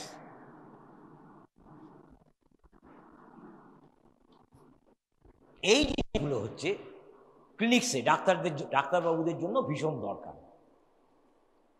তার কারণ এরা সেকেন্ড লাইন অফ ডিফেন্স আমরা বলছি। কেন বলছি? তাহলে এখানে আমরা মজুত করে রাখি উইপন্স। এই যে লিম্ফ গ্ল্যান্ডস, লিম্ফ নোডস আছে, এখানে উইপন্স আছে, বডি উইপন্স আছে, বডির weapons to fight the external pathogen, তাকে ফাইট করবার জন্য উইপন্স আছে। উইপন্সের নাম কি বলো বায়োলজি নলেজ থেকে? উইপন্সের নাম কি? এই তো কিছুদিন আগে কোভিড হয়ে গেল, লক্ষ কোটি লোক মারা গেল, তাহলে উইপন্সটা কি বলো? আরে বাবা, cell is the unit of life. তাহলে সাম ফর্ম অফ সেলস, হ্যাঁ বলো, which group of cells act as the weapons? তুমি এখন এসব ব্যাপারটা কি অ্যানাটমি ফিজিওলজিতে শুনবে আবার স্যারেদের কাছে, তুমি ভাবতে পারবে না এটা একটা কি important branch of medical science, বুঝেছো? এইটার নাম হচ্ছে ইমিউনোলজি, ইমিউনিটি, ডিফেন্স। এই যে ভ্যাকসিন তৈরি হলো, কোটি কোটি টাকা ফাইজার সব রোজগার করলো, কি বডি ডিফেন্সকে অগমেন্ট করার জন্য, to fight the Covid virus, বুঝেছো? তো এই ভ্যাকসিন কি ফাইট করবে? ভ্যাকসিন তো একটুখানি, থোড়াই ভ্যাকসিন ফাইট করে? ভ্যাকসিন স্টিমুলেট করে। আমার যে উইপন্স আছে, উইপন সেই সুবি ঘুমিয়ে পড়েছিল, সেই ঘুমিয়ে পড়া উইপন্সকে জাগিয়ে তোলে। তাহলে সেই উইপনের নাম কি বলো? লিম্ফোসাইটস। লিম্ফোসাইটস, সার্কুলেটরি লিম্ফোসাইটস আছে ব্লাড ভাস্কুলার সিস্টেমে, জানো তো? অ্যাগ্রানুলোসাইটস, হোয়াইট ব্লাড কর্পাসেলস, গ্র্যানুলোসাইটস, অ্যাগ্রানুলোসাইটস, অ্যাগ্রানুলোসাইটস এর মধ্যে লিম্ফোসাইটস, মোনোসাইটস। তাহলে লিম্ফোসাইটস হচ্ছে ভীষণ একটা ইম্পর্টেন্ট এলিমেন্ট।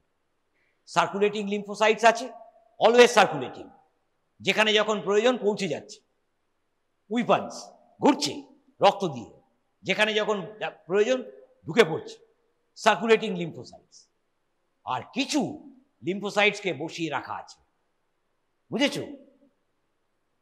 এ থাকে না আর্মারি, যেখানে আমরা রকেট, বোম ইত্যাদি জমা রাখি। এই লিম্ফ নোডস, লিম্ফ গ্ল্যান্ডস হচ্ছে জমা রাখার জায়গা। আর্সেনাল যে আছে, বডির আর্সেনাল, উইপন্স, তাদের মজুদ ভান্ডার, আর্মারি হচ্ছে লিম্ফ নোডস, লিম্ফ গ্ল্যান্ডস। তাহলে লিম্ফ নোডস, লিম্ফ গ্ল্যান্ডসে তুমি পাবে লিম্ফোসাইটস।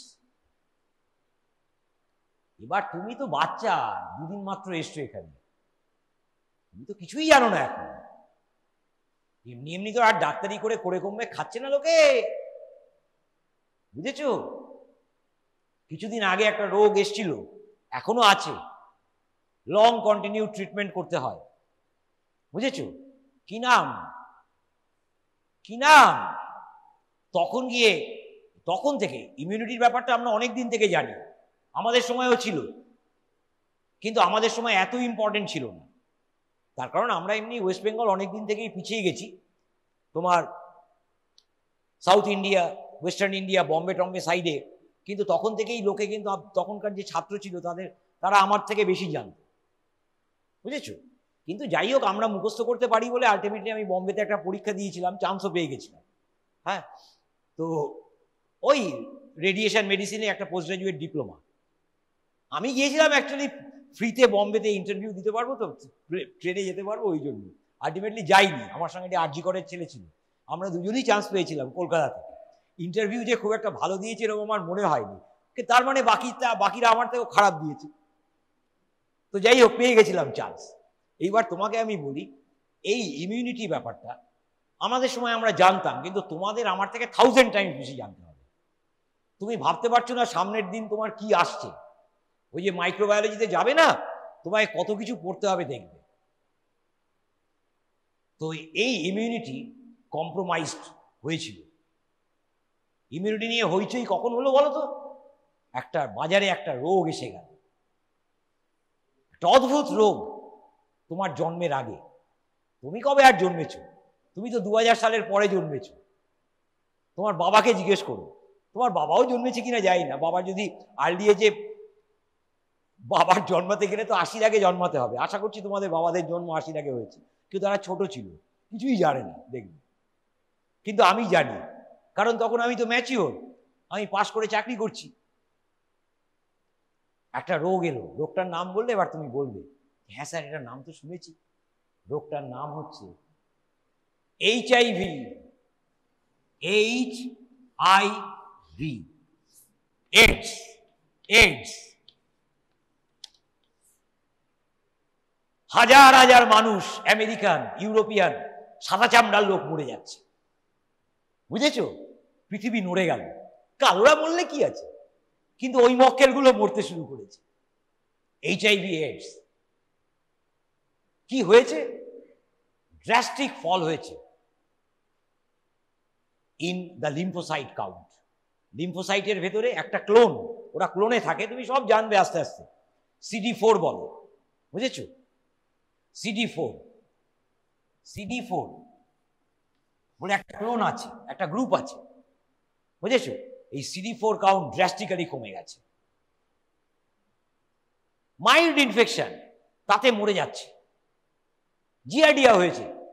সাহেবদের তো চট করে জিয়াডিয়া হয় না, ওরা তো যথেষ্ট হাইজিনিক এনভায়রনমেন্টে থাকে। জিয়াডিয়া হলো অ্যাকিউট ডায়রিয়া, মরে গেল।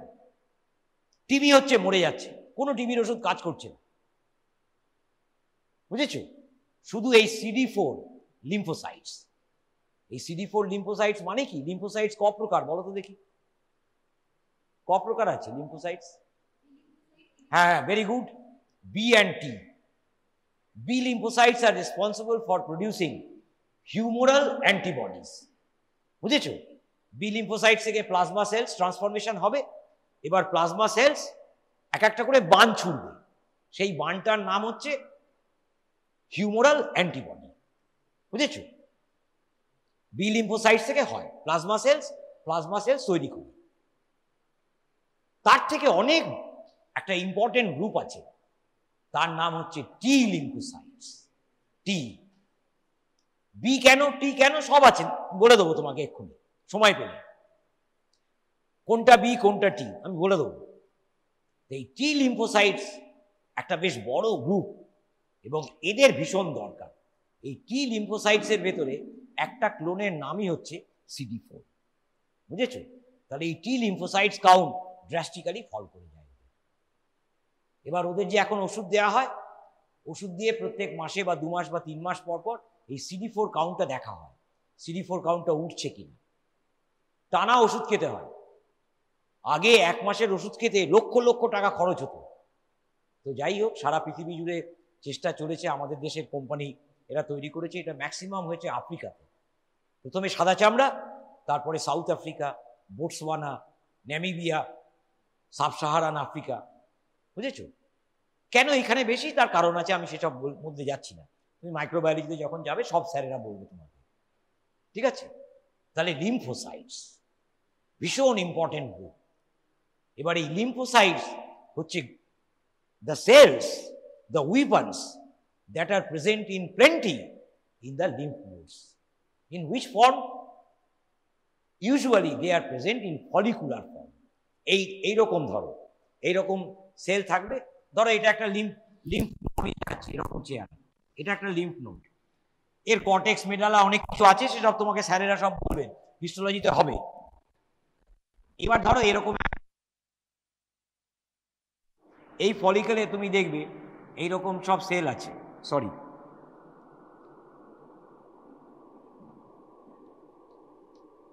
এরকম সেল আছে, এরকম সেল আছে সব, এগুলোকে আমরা বলি লিম্ফয়েড ফলিকল। এই সেলগুলো কি? লিম্ফোসাইটস। এর ভেতরে কিছু থাকবে বি লিম্ফোসাইটস, কিছু থাকবে টি লিম্ফোসাইটস, এরকম পরপর পরপর ফলিকলস বসানো থাকবে, লিম্ফয়েড ফলিকলস, লিম্ফোসাইটস। এবার এই লিম্ফোসাইটসই ফাইট করবে, বুঝেছো? উইথ ফরেন প্যাথোজেন, বাইরে থেকে যে প্যাথোজেনটা ঢুকেছে তার সঙ্গে ফাইট করবে, ঠিক আছে? তাহলে ফাইট করতে গেলে অবভিয়াসলি লিম্ফটাকে তো পৌঁছতে হবে, এখানে লিম্ফ নোডে পৌঁছতে হবে। তাহলে all the lymphatics before reaching the heart will pass through a select group of lymph nodes, এই যে লিম্ফ নোডটাকে দেখালাম, এই লিম্ফ নোডের চারপাশে আমরা দেখব একটা এরকম স্পেস আছে, এরকম একটা স্পেস আছে। এই স্পেসটাকে আমি দেখব পারফোরেট করেছে জায়গায় জায়গায়, পারফোরেট করেছে জায়গায় জায়গায়, এরকম।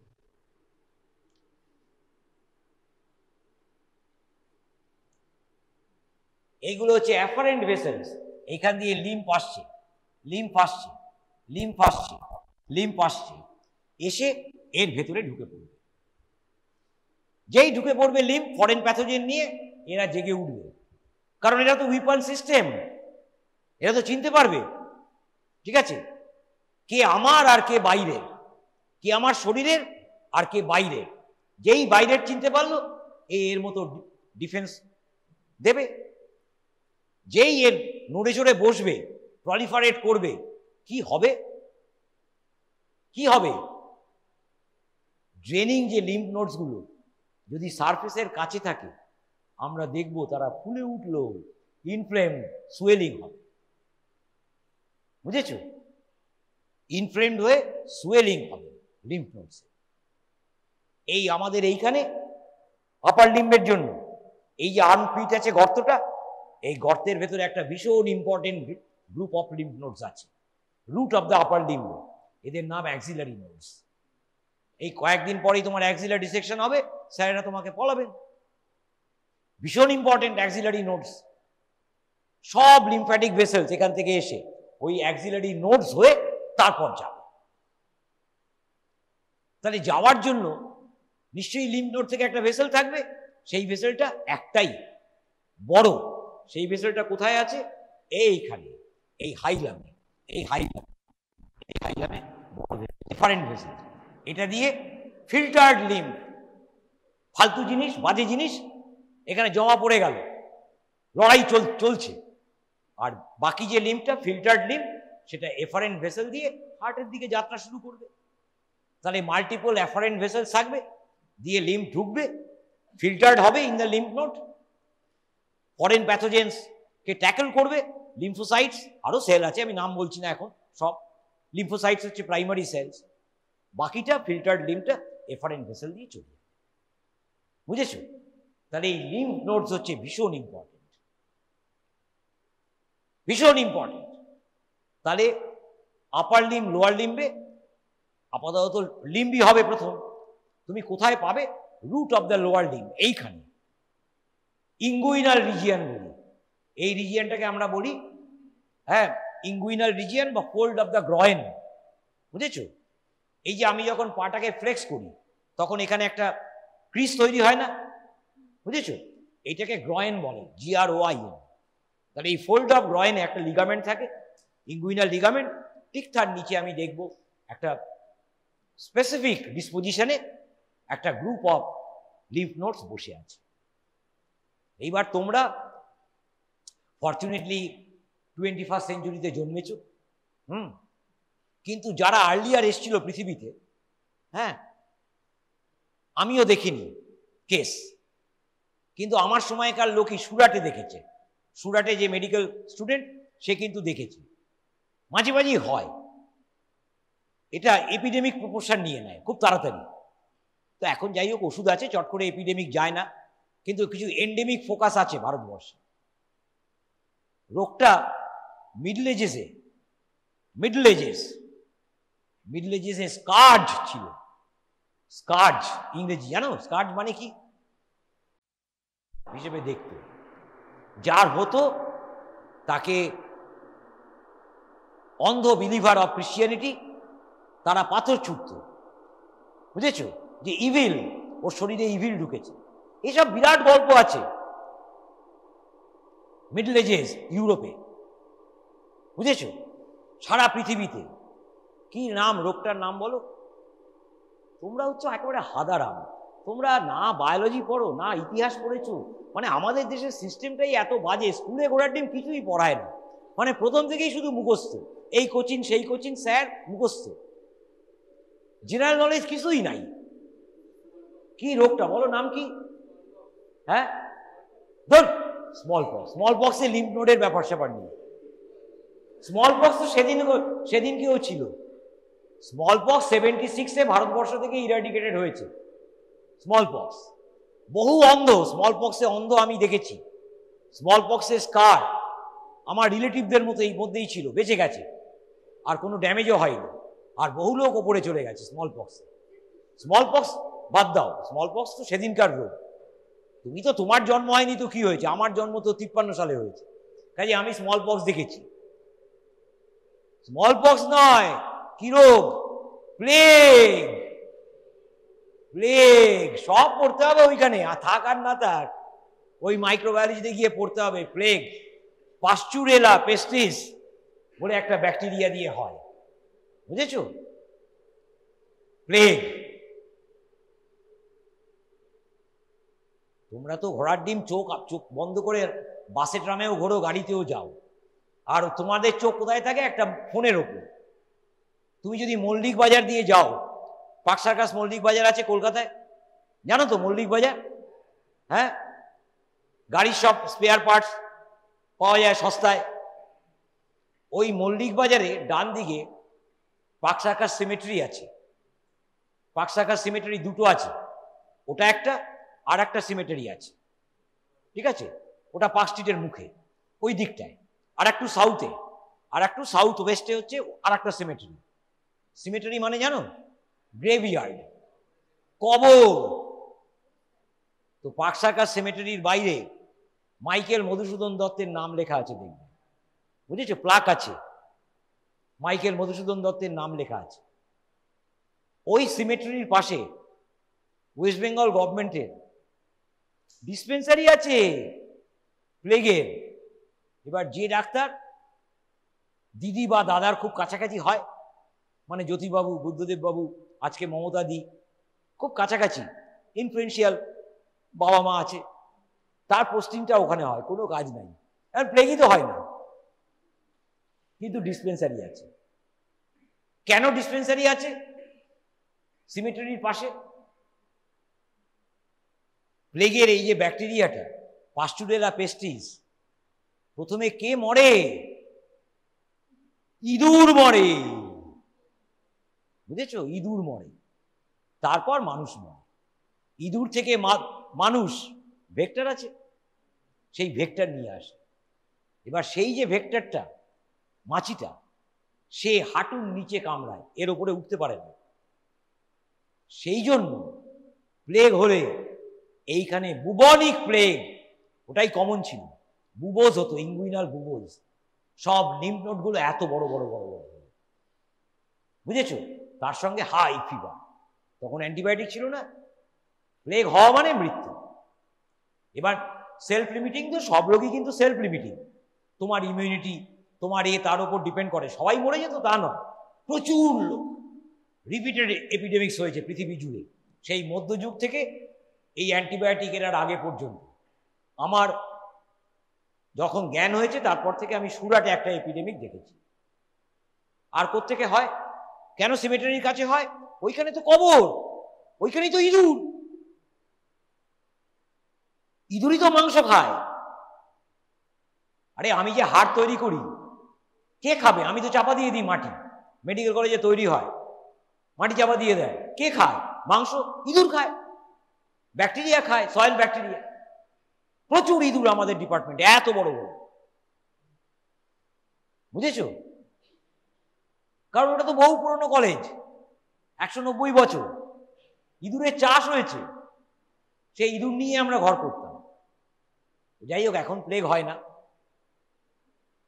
তাহলে প্লেগ, তাতে এই ইঙ্গুইনাল নোটস ফুলে যেত, ইঙ্গুইনাল বুবোস। এছাড়া সেক্সুয়ালি ট্রান্সমিটেড ডিজিজ আছে কিছু, তার মধ্যে একটা আছে, আমি নাম ফাম বলবো না, তুমি পরে যাবে মাইক্রোবায়োলজিতে জানতেই পারবে। তাতে আর অনেক কিছুর সঙ্গে এই বুবোজ সব এতে হয় না। সিফিলিসে কিন্তু হবে না, গনোরিয়ায় হবে না, কিন্তু এই জিনিসটার নাম হচ্ছে এলজিভি, লিম্ফো গ্র্যানুলোমা ভেনেরিয়াম। এর জন্য অ্যান্টিবায়োটিক আছে। এতে বুবোজ নিয়ে আসবে, আর নিষিদ্ধ পল্লীতে যাওয়ার হিস্ট্রি থাকবে। ডাক্তারবাবুর কাজ কি? নিষিদ্ধ পল্লীতে যাওয়ার হিস্ট্রিটা নেওয়া, বিভিন্ন রকম ছলে বলে কৌশলে। মানুষ তো কমিট করে না, হ্যাঁ, কানটি মোড়ে কমিট করাতে হয়। এবার পেশেন্টের তো কান বলতে পারবো না, কারণ ওর কাছ থেকে কিছুক্ষণ পরে টাকা নেব। কাজেই ছলে বলে কৌশলে ওর মুখ থেকে বার করতে হবে যে ও নিষিদ্ধ পল্লীতে গেছে। তাই ইঙ্গুইনাল এলজিভি। এছাড়াও বিভিন্ন কারণে এখনো প্লেগ নেই। এলজিভি কি সবার হবে? মোটেই হবে না। এখনো কিন্তু আমরা এর সোয়েলিং পেতে পারি। কখন পেতে পারি? তুমি যখন ডাক্তারি করবে তখন দেখতেই পাবে, কেস পাবে, তোমাকেই চিকিৎসা করতে হবে।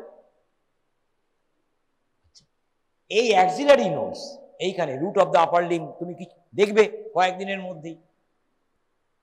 এটা কেন জানতে হবে? সব কিছু জানবে। তোমার যদি বেসিক কনসেপ্ট না থাকে, ঘোড়ার ডিম তুমি কিছু বুঝবেও না ইম্পর্টেন্স। তুমি ওই যেভাবে 12 ক্লাস পাস করেছো সেইরকম ভাবেই ডাক্তার হয়ে যাবে। মুখস্থ করে কিচ্ছু হবে না, বুঝতে হবে। তাহলে আপার লিম্বের যে সমস্ত ভেসেলস লিম্ফকে ঢেলে দেবে অ্যাক্সিলারি নোডসে। অ্যাক্সিলারি নোডসে ফিল্টার হবে, ফিল্টার হয়ে ব্লাড ভাস্কুলার সিস্টেমের দিকে যাবে। বুঝেছো? এছাড়া এই যে অ্যাক্সিলারি নোডস, এর কাছে আমার এইখানে যে ছাত্রীরা আছে তাদের এটা খুব জানা দরকার। কারণ এই অ্যাক্সিলারি নোডসের কাছেই একটা ইম্পর্টেন্ট সেকেন্ডারি সেক্সুয়াল ক্যারেক্টার মেয়েদের রয়েছে। Mammary gland, breast carcinoma, commonest carcinoma. এই ব্রেস্ট টিস্যু থেকে লিম্ফ্যাটিক ভেসেলস এই অ্যাক্সিলারি নোডসে পৌঁছবে। বুঝেছো? কাজেই ব্রেস্ট কার্সিনোমা হলে আর্লি স্টেজ, শুধু ম্যাস্টেকটমি করে হবে না। ম্যাস্টেকটমি করতে হবে, ব্লক ডিসেকশন করতে হবে। এইখানে সব নোডস কেটে বাদ দিতে হবে। এর পাশাপাশি আরো কিছু করতে হয়, কিন্তু ব্লক ডিসেকশন করতেই হবে, নোডস রাখা যাবে না। এবারে যখন তুমি অ্যাক্সিলার ডিসেকশন করবে তুমি বুঝতে পারবে যে কাকে বলে এই নোডসগুলো, শুধুমাত্র নোডসগুলোকেই বাদ দেওয়া। So many nerves, so many arteries আছে, কাটলে হবে? চামড়া তুলে দেবে পেশেন্ট।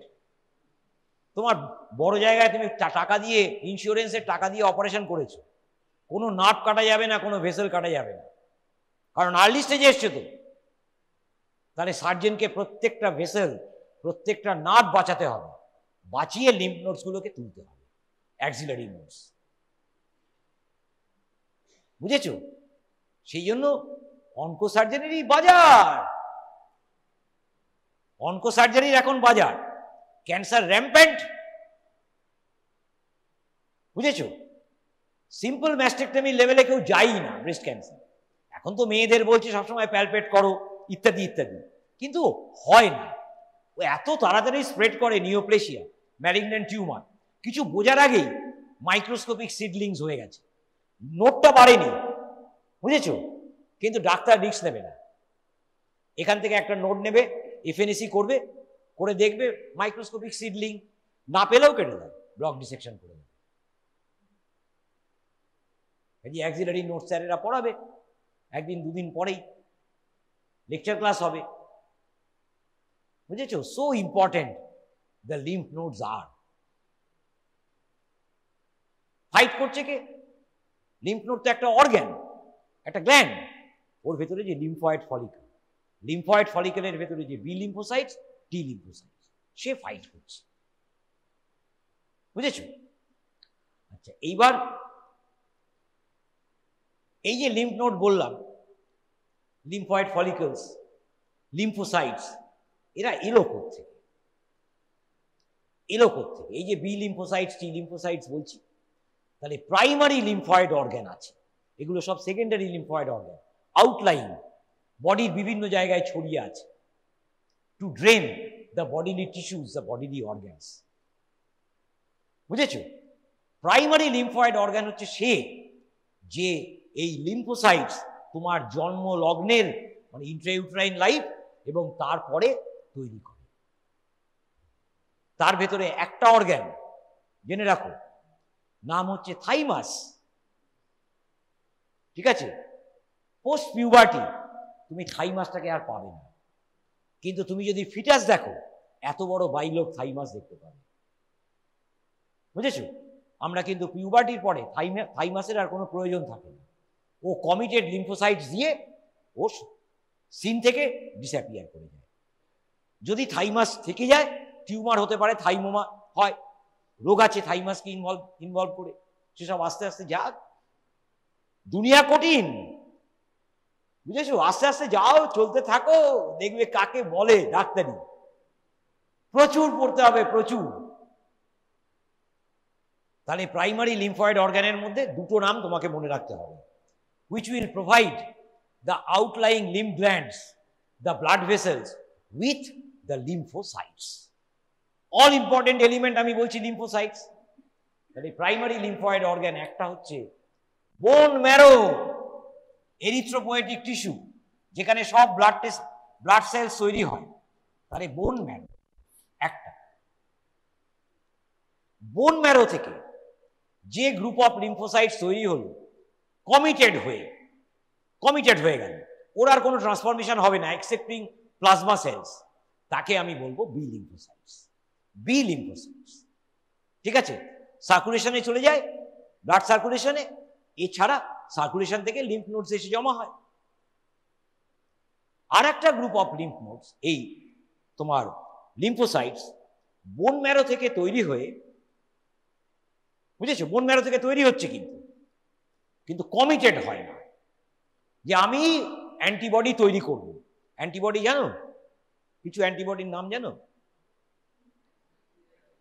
আইজিজি, আইজিএম, আইজিএ, ঠিক আছে? এইগুলো IgE, yes, this are the immunoglobulins, this are the antibodies, this are being manufactured by the plasma cells. বুঝেছো? And plasma cells are derived from B lymphocytes. তাহলে সব লিম্ফোসাইটস যারা bone marrow leave করবে, তারা সবাই তো বি লিম্ফোসাইটস হিসেবে committed হবে না। একটা select group will enter the thymus, very important organ in intrauterine life and prepubertal life. থাইমাসে গিয়ে সেলুলার চেঞ্জ, মলিকুলার চেঞ্জ হবে, হয়ে একটা কমিটেড গ্রুপ তৈরি হবে, তার নাম কি? T lymphocytes, thymus derived T lymphocytes. এবার এই টি লিম্ফোসাইটসে তুমি মাল্টিপল গ্রুপ দেখতে পাবে, T helper cells, T memory cells, T killer cells, so many groups of T lymphocytes আছে, very important। বুঝেছো? T lymphocytes অনেক গ্রুপ আছে, সব কোত্থেকে আসছে? থাইমাস থেকে। থাইমাসে প্রসেসিং হচ্ছে, কমিটেড হয়ে সার্কুলেশনে গেল, সেখান থেকে লিম্ফ নোডস, লিম্ফয়েড অর্গানসে পৌঁছে যাচ্ছে। তাহলে bone marrow, thymus, bone marrow থেকে কমিটেড বি লিম্ফোসাইটস পাচ্ছি। সব দেখানো হবে ছবি, থাইমাসের স্লাইড দেখতে পাবে। বোন ম্যারো আমরা দেখাবো না, হিস্টোলজি দেখাতে পারে, এই ফিজিওলজিস্টরা দেখাতে পারে, আর না দেখালে তুমি প্যাথোলজিতে গিয়ে দেখবে। বোন ম্যারো খুব ইম্পর্টেন্ট জিনিস, বোন ম্যারো। বুঝেছো? বোন ম্যারো ট্রান্সপ্লান্টেশন হয় জানো, লিউকিমিয়াতে, আরও অনেক রোগে হচ্ছে, ব্লাড ডিসক্রেশিয়ায় এখন অনেক টাকা লাগে, কিন্তু ট্রান্সপ্লান্টেশন হয় যেখানে বোন ম্যারো আর কাজ করতে পারছে না, অ্যাবনর্মাল সেলস তৈরি করছে, সেখানে ভালো বোন ম্যারো দিতে হবে, সব ইউনিট আছে বড় বড় হাসপাতালে। তাহলে থাইমাস থেকে টি লিম্ফোসাইটস, তাহলে এরা হলো প্রাইমারি লিম্ফয়েড অর্গানস,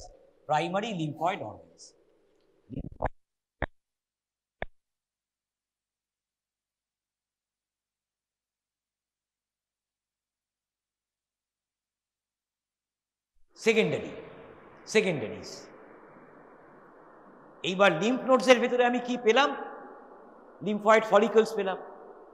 এবার এই লিম্ফয়েড ফলিকলস লিম্ফ নোডস ছাড়া আর কি থাকতে পারে অন্যভাবে? সবই কি শুধু লিম্ফ নোডের মধ্যেই থাকবে? সব জায়গায় তো আমি লিম্ফ নোড এক একটা ডিস্টিংক্ট এন্টিটি, তুমি দেখবে কালচে মতো এখানে পাবে, কিছু কালচে লাগবে, পার্টিকুলেট ম্যাটার ঢোকে তো সেই জন্য কালো লাগবে তোমার দেখতে, বুঝেছো? ছোট্ট বিন শেপ, বিন শেপ, ছোট্ট হাইলামটা বোঝা যায়। এছাড়া এবার একটা ইম্পর্টেন্ট গ্রুপ বলবো আমি তোমাকে, কি আমার কাজ হচ্ছে ইন্টারেস্ট তৈরি করা। তুমি ভাবছো অ্যানাটমি ফিজিওলজি কি পড়বো কেন? আরে বাবা, এই তো ফাউন্ডেশন, এছাড়া তুমি এগোতেই তো পারবে না। এবার এই lymphoid follicles in isolation follicles হিসেবেই থাকতে পারে। কোথায় থাকে? আমি বডির দুটো ডিফেন্স বলেছি, একটা স্কিন আর একটা মিউকোসা। দুটো সিস্টেম বাইরের সঙ্গে কমিউনিকেট করে, রেসপিরেটরি সিস্টেম, জিআই সিস্টেম। এই দুটো সিস্টেমে আমরা আন্ডারনিথ দ্য মিউকোসা আমরা লিম্ফয়েড ফলিকলস দেখতে পাই। এক কথায় কি বলে? Mucosa associated lymphoid tissue, malt. বুঝেছো? মল্ট। এইসব হচ্ছে এমডির কোশ্চেন আসে, নেক্সটে কোশ্চেন আসবে, তোমাকে যে ভালো বলবে তাকে আমি জিজ্ঞেস করতে পারি মিউকোসা অ্যাসোসিয়েটেড লিম্ফয়েড টিস্যু। তোমাকে বললাম, have you heard the name of MALT? Sir आपने क्या बोला sir? What you were saying sir, please repeat once more. MALT, malt. बोले yes sir, I have heard maltose.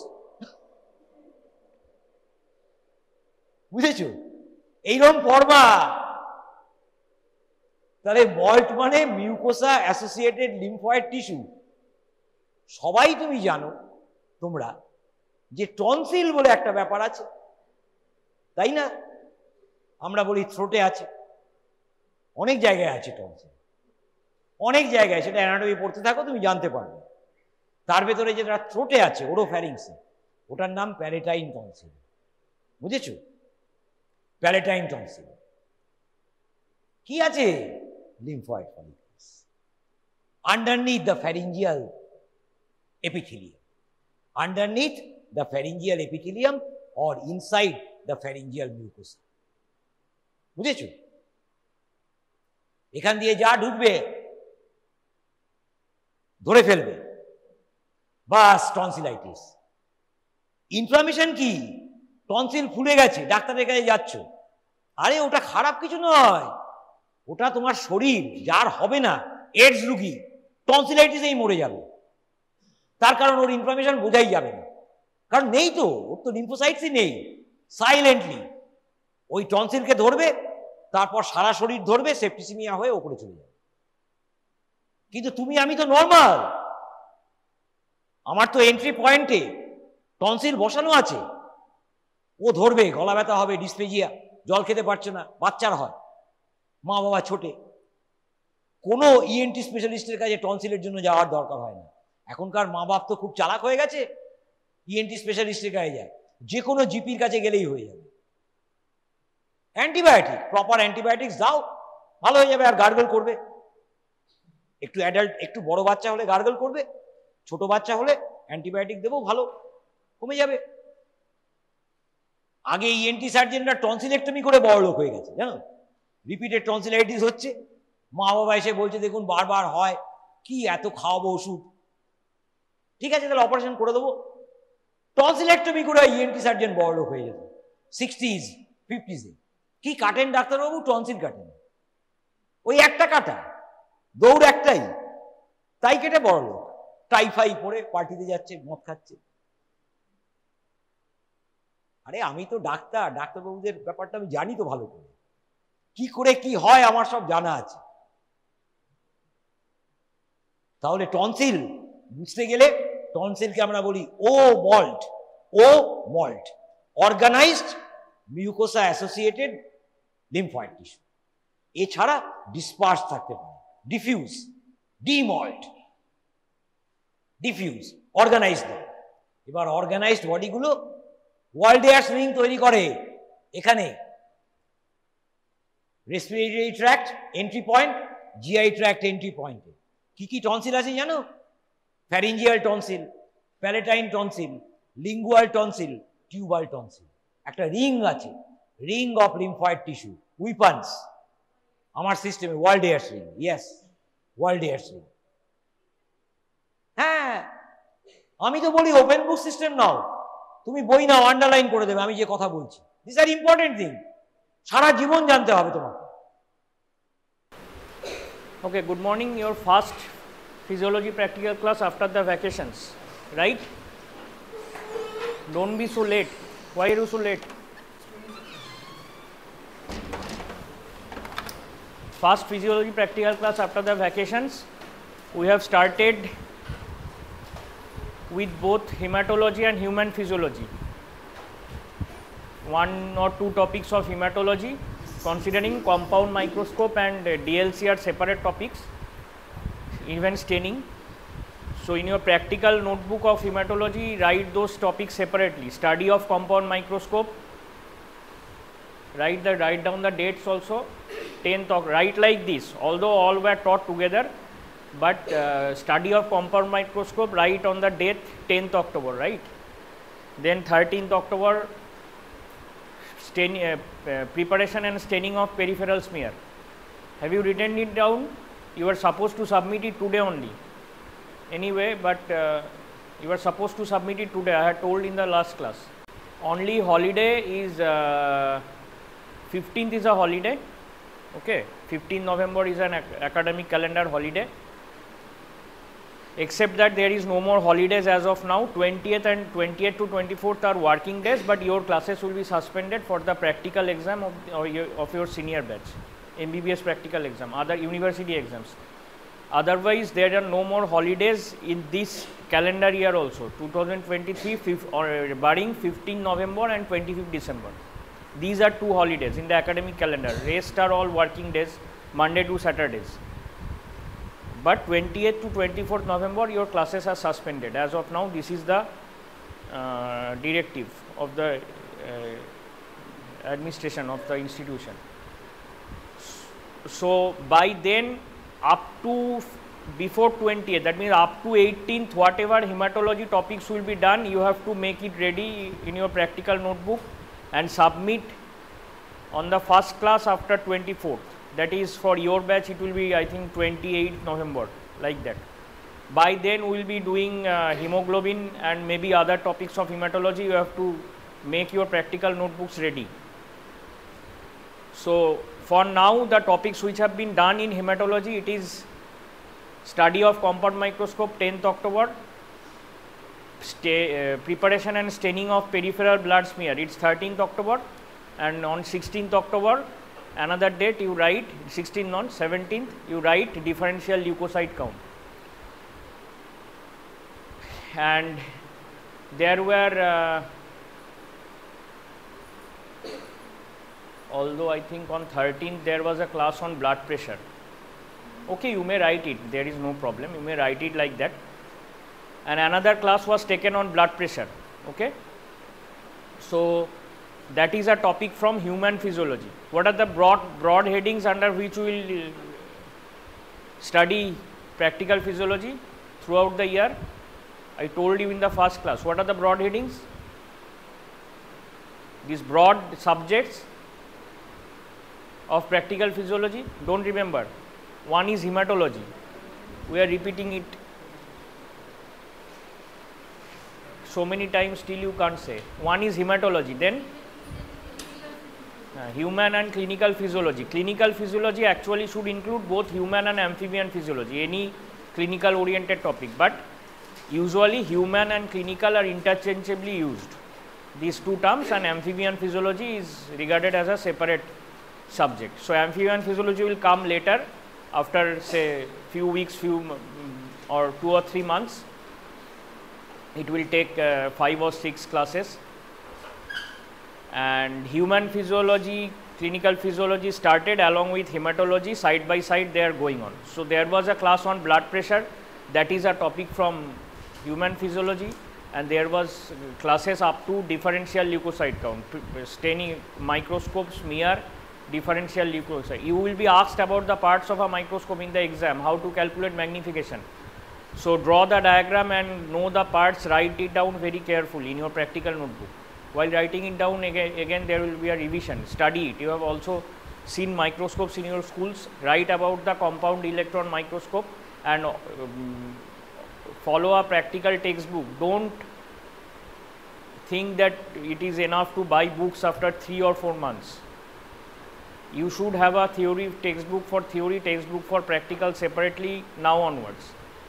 Now, more than one book you can think later, or if it is required you can go to the library, etc. But one book should be with you for theory and practical. We are repeating it many times. Don't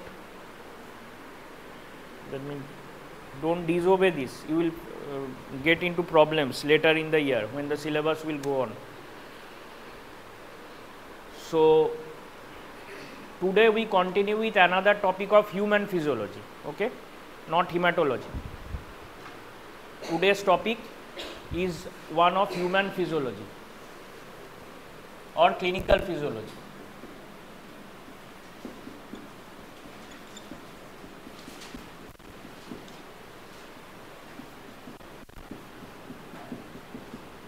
And it is related to the cardiovascular system.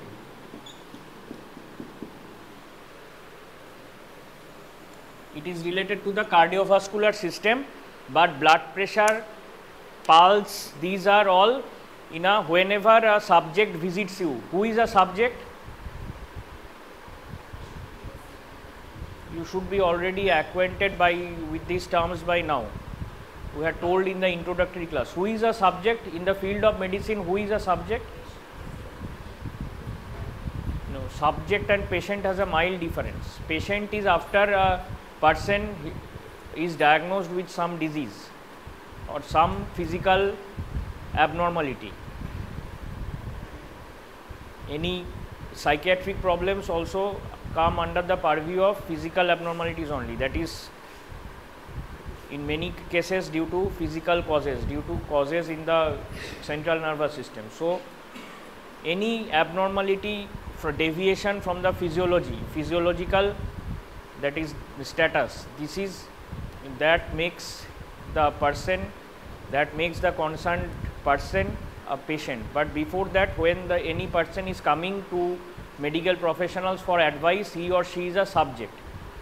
So, whenever any subject comes, we are to clinically examine that subject, which starts with general physical examination, which will be a separate topic for teaching purpose, learning purpose, that is a separate class. Will come after this, but we start with pulse and blood pressure, which is considered within general examination, but pulse and blood pressure are related to which system? Cardiovascular system. This is obvious. So, pulse and so that out of that blood pressure you have learned. Now, as you have learnt about blood pressure, I think you have heard in clinical examination what are the broad headings under which a person is examined, under which a subject is examined. Can you recall? Broad headings under which a clinical subject comes. So, just try to recall what are the, and he is also taking the classes on cardiovascular system, theoretical. You will have the class on ECG, very important. Every topic is important, but ECG, very important.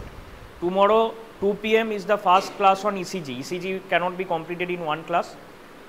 Basic principles, physiological principles of ECG. That is your syllabus for this physiology. ECG will be taught more broadly in medicine, but whatever you have to know in physiology in ECG, that also cannot be completed in one class. Tomorrow is the first theoretical class for ECG, and we will have also classes in the practical room also later. So CVS is everything is important, but these are, and pulse and blood pressure, these general physical examination is a basis of the clinical examination of a subject. You cannot make mistakes here, neither in the for the exam point of view. In the exam point of view, if you make mistakes in measuring, that means examination of arterial pulse or blood pressure, then this is that is not possible in that table. You can't pass. And as a professional also, not knowing how to measure or examine pulse or correctly, blood pressure correctly, will be disastrous. Okay. The life and death of a patient depends on these vitals. These are called vitals. These are also called vitals. Pulse, blood pressure, respiration, temperature. These are vitals. Vitals measurements are absolutely, that means indispensable. You cannot make mistakes in this. Now from the class on blood pressure, you try to recall what are the broad headings under which this is examined. এত দেরি কেন? Apron আনতে যাও তো সকালেই নিয়ে আসার কথা. These are no excuses. From next day onwards you will not be allowed. If there is someone calls you from the administration, or that is a separate thing, that is okay, excusable, that you are called by the institution administration, you have to. But these personal things, personal reasons, I am খেতে গেছিলাম, apron আনতে গেছিলাম, these are not excuses. So try to recall what are the headings. I don't know why you can't recall these simple things.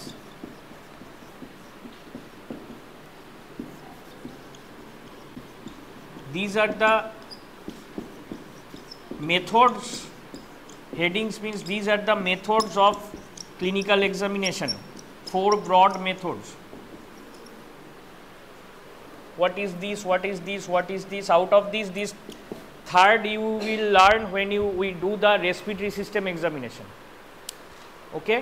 But inspection, palpation, auscultation, at least what is this? You should know from the first class on human physiology. Especially because it is blood pressure. Auscultation means using the stethoscope.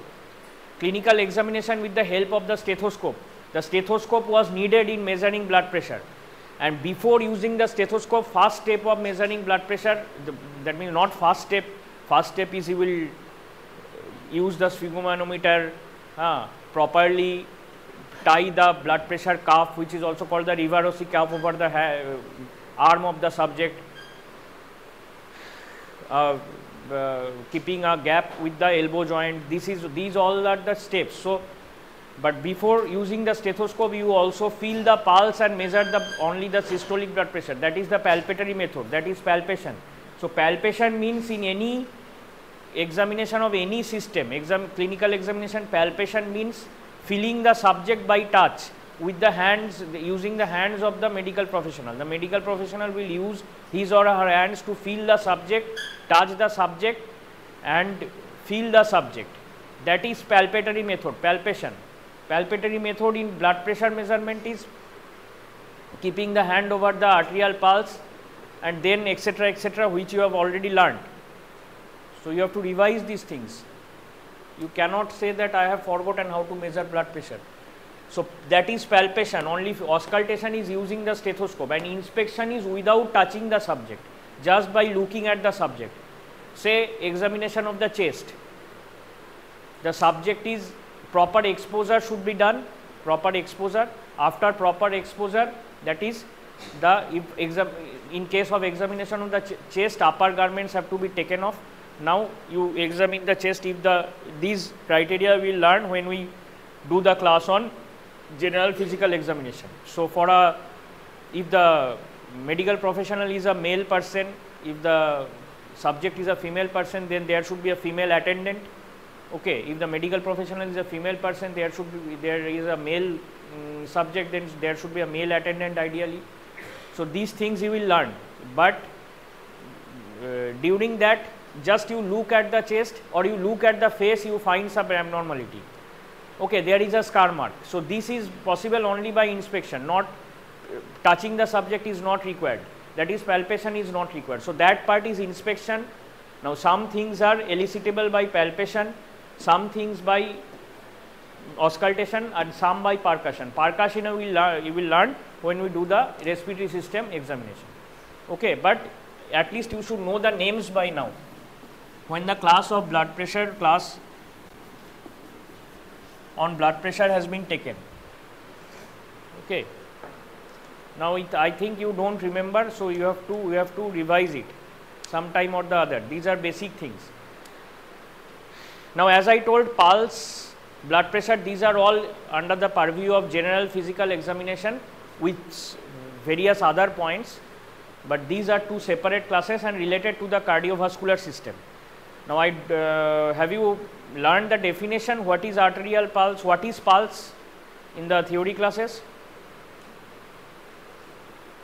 Maybe yes, maybe no, anyway you will learn in subsequent classes. So pulse is actually, you have an idea what is pulse? So pulse is can be elicited in the, should be elicited in the blood vessels. Now is it only in that pulse is present only in arteries or the all the vessels, all types of vessels? So theoretically it should be present, pulsation is present in all vessels. That is, if you keep a hand over any peripheral artery, you find that blood is flowing through it, and the blood flowing through the vessel is somehow, you keep your fingers, is hitting the fingers. If you do it on your own body also, you can find it is as if it is hitting the fingers, then going away, again hitting the fingers like this. So this is the feeling of the pulse. For this, which among those 4 broad headings, 4 methods, which is required for examining the pulse? Inspection only. Is it possible? No. Just by inspection is it possible to examine the pulse? No.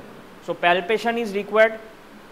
Stethoscope is not required here. So auscultation is not required. No question of percussion.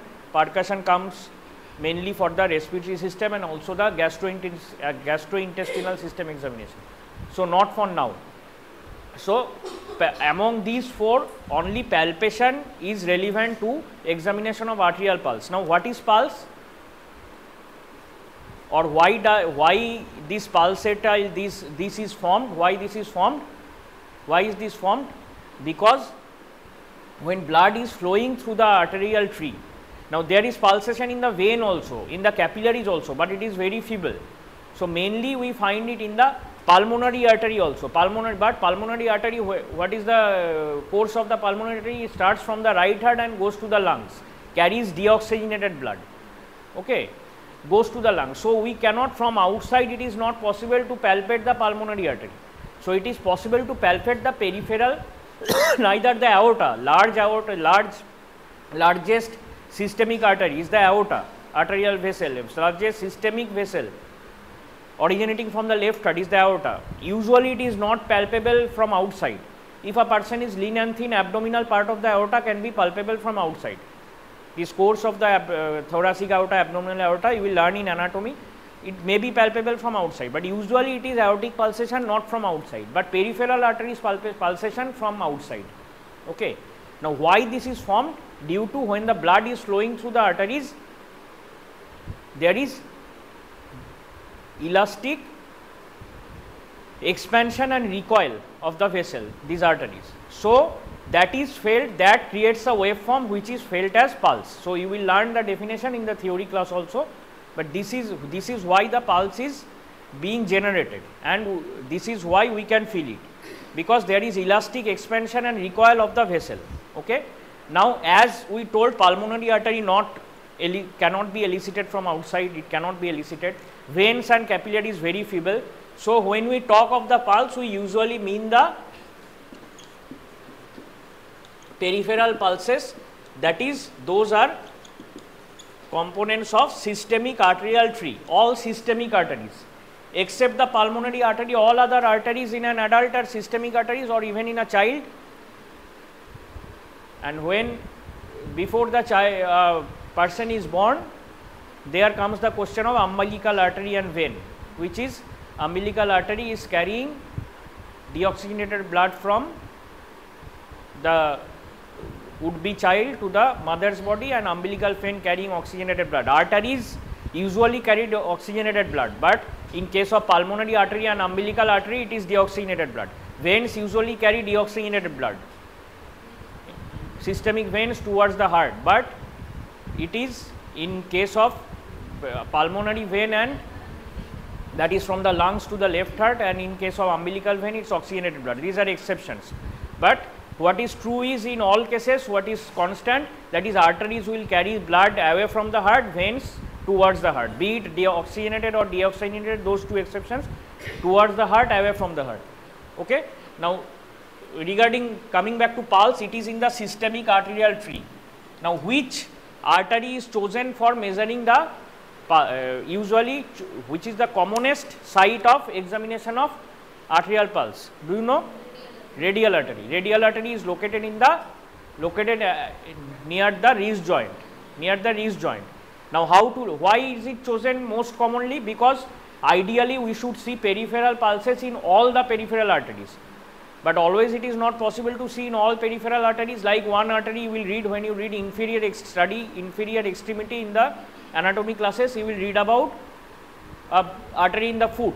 That pulsation is well felt. If you keep your fingers on your own foot, where that artery is named arteria dorsalis pedis, on the dorsum of the foot. That is, as we are standing, the above dorsum of the foot is not the plantar surface. The corresponding to the palmar surface of the hands are plantar surface of the foot on which we are standing. In the anatomical position, you have learnt about the anatomical position by now. So, in the anatomical position, plantar surface is the surface below on which we are standing, a person is standing. So, other surface of the foot is dorsum of the foot. There is a artery called arteria dorsalis pedis, which is palpable, pulsation can be felt. So, all including carotid artery also, pulsation can be felt. All peripheral pulses should be examined, but most commonest site is radial artery. Why? Because it is easily accessible. It is in the superior extremity, it is easily accessible. Now, how do we access it? How do we access it? See, there is feel it on your own near your own wrist. There is the styloid process of the radius, and you come ventrally. What is ventral? In the anatomical position, the anterior is ventral, posterior is dorsal. Now, from the styloid process, you come anteriorly, and you feel the radial artery, radial pulsation. You can feel it on your own hands also. With the left hand you can feel for the right hand, or with the right hand you can feel for the left hand. This is the commonest site. Now, how to feel it better, how to make it more convenient? You ask the person to semi-flex. What is flexion? Bending. So, as medical persons you should be giving as correct, describing it as correctly as possible. Flexion at any joint is bringing the proximal and distal parts of that joint nearer to each other, and extension is bringing the taking away the proximal and distal parts of the joint, but taking the distal and placing the distal and proximal parts of the joint away from each other. Proximal is nearer to the central axis of the body, or to say commonly nearer to the heart, nearer to the central axis of the body. That means arm is more proximal than forearm, hand is more distal than forearm, forearm is more distal than arm. Okay. Okay. So, this way nails are most distal in the superior extremity, nails. Okay. Also in the inferior extremity. Fingers are distal parts of the superior extremity and inferior extremity. So, this is the concept of proximal and distal. Now, see elbow joint flexion. This is proximal part is forearm, distal part is forearm, proximal part is arm, bringing these two parts nearer to each other. This is flexion of the elbow.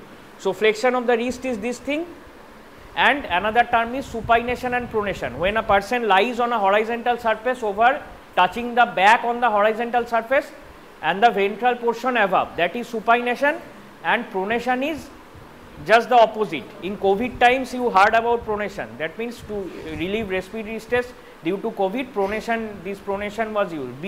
The subjects or patients were asked to lie in the prone position. That means abdomen, or the in common language, layman language, belly and chest and belly on the horizontal surface and the back above, that is prone position.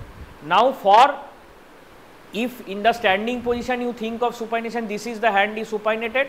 Now this is turning the hand like this is pronation. Now you semi-flex and semi-pronate at the wrist joint. Semi-flex and semi-pronate. So radial artery is the most common,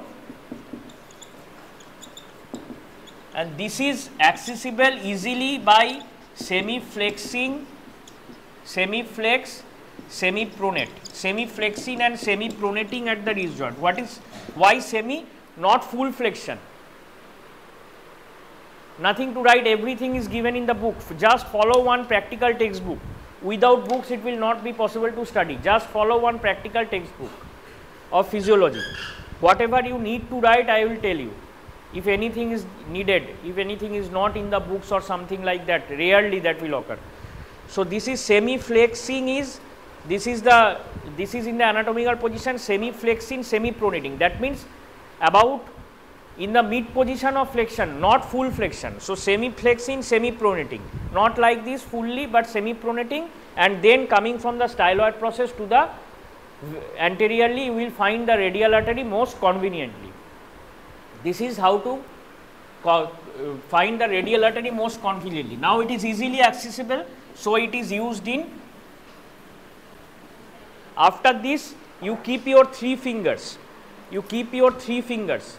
3 fingers, which finger? How it is to be kept? Index finger of you. Leave out the thumb and the small little finger.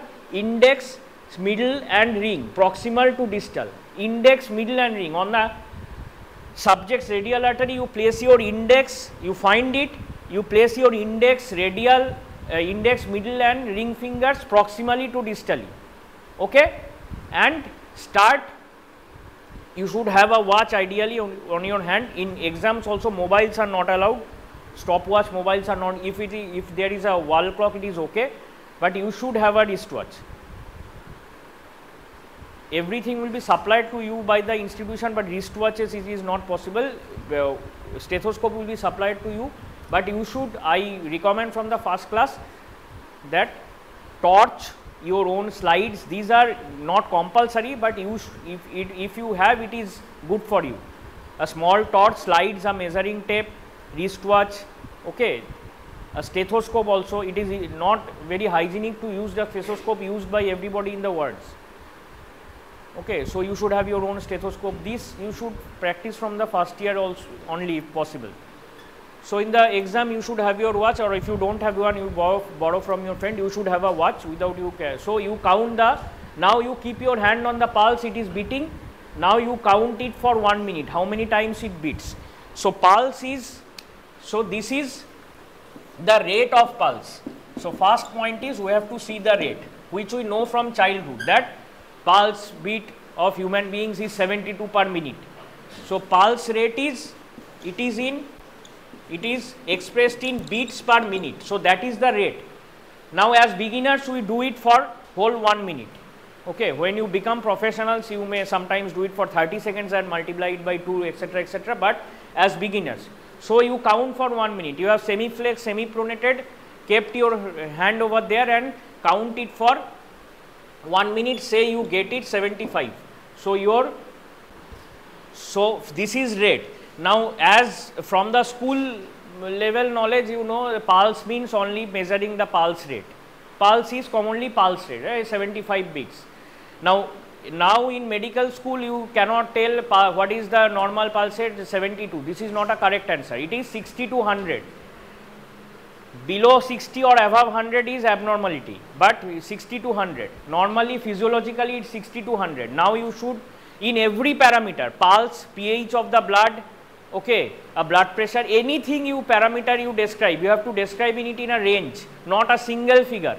Remember it for the whole of your life from now, that any physiological parameter you have to You have to remember it, you have to express it in a range, not a single figure. Okay, thank you. So fast is pulse rate, but pulse is not examined only by, it is not expressed only by rate. This is not the only component of expressing the arterial pulse. This is not the only component. There are other components. So what is the next?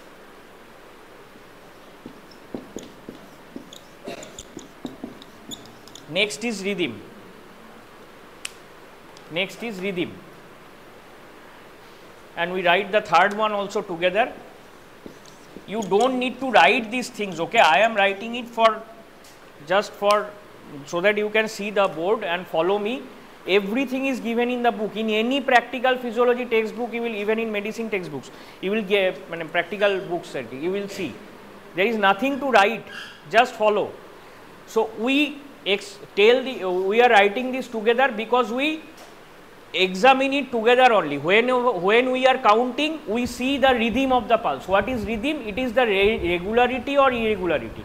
That means rhythm, the term rhythm corresponds to whether the regularity of the pulse. Suppose you get 5 beats as expected, but then 2 beats are absent.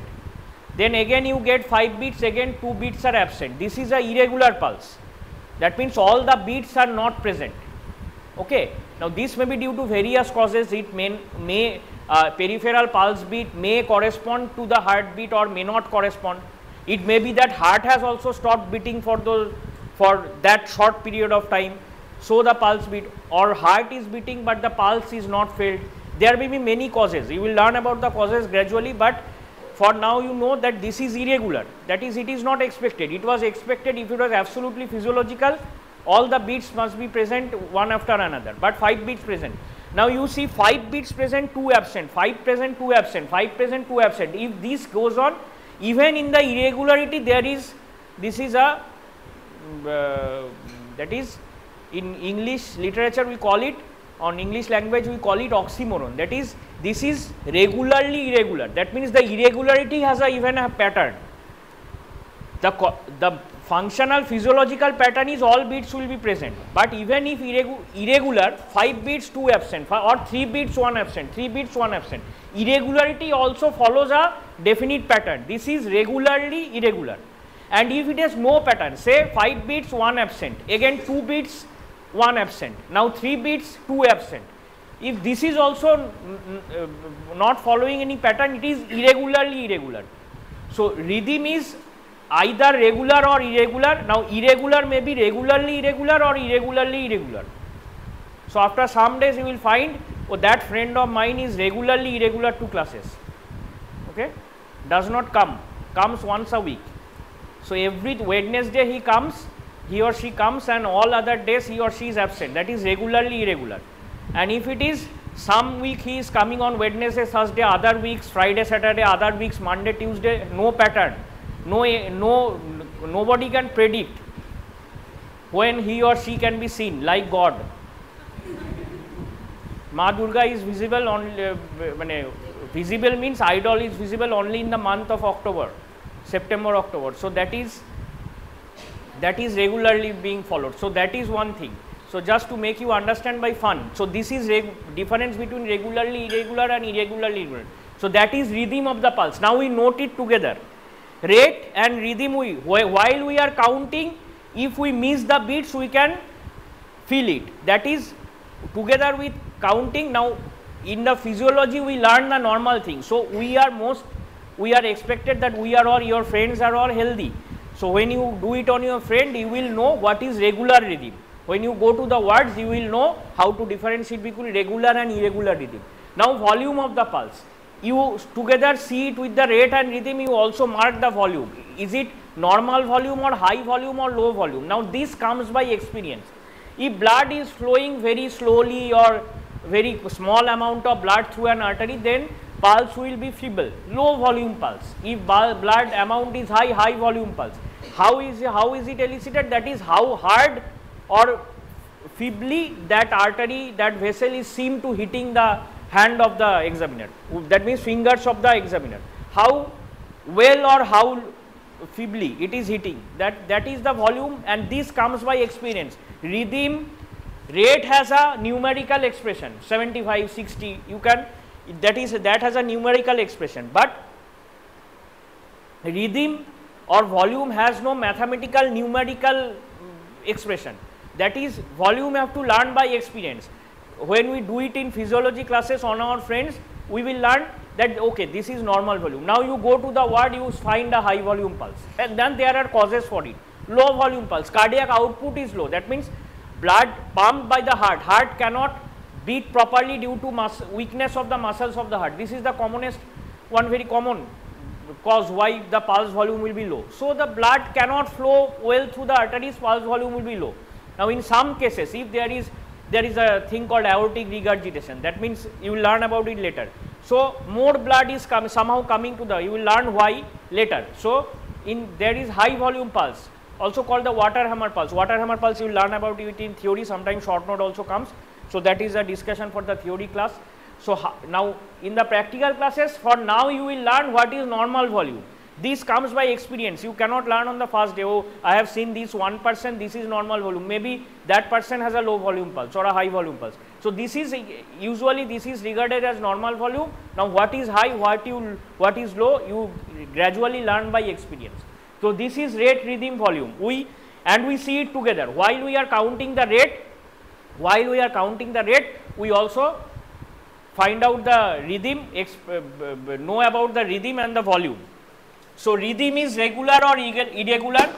If it is irregular, either regularly irregular or irregularly irregular, and that will also come out in the ECG, that we will learn in ECG classes. And volume is high volume or low volume or normal volume. For now it will be normal volume. In the physiology exam probably your friends will be there. So rate is this, rhythm is regular, volume is normal. Next point is, now in some books there is a point called tension.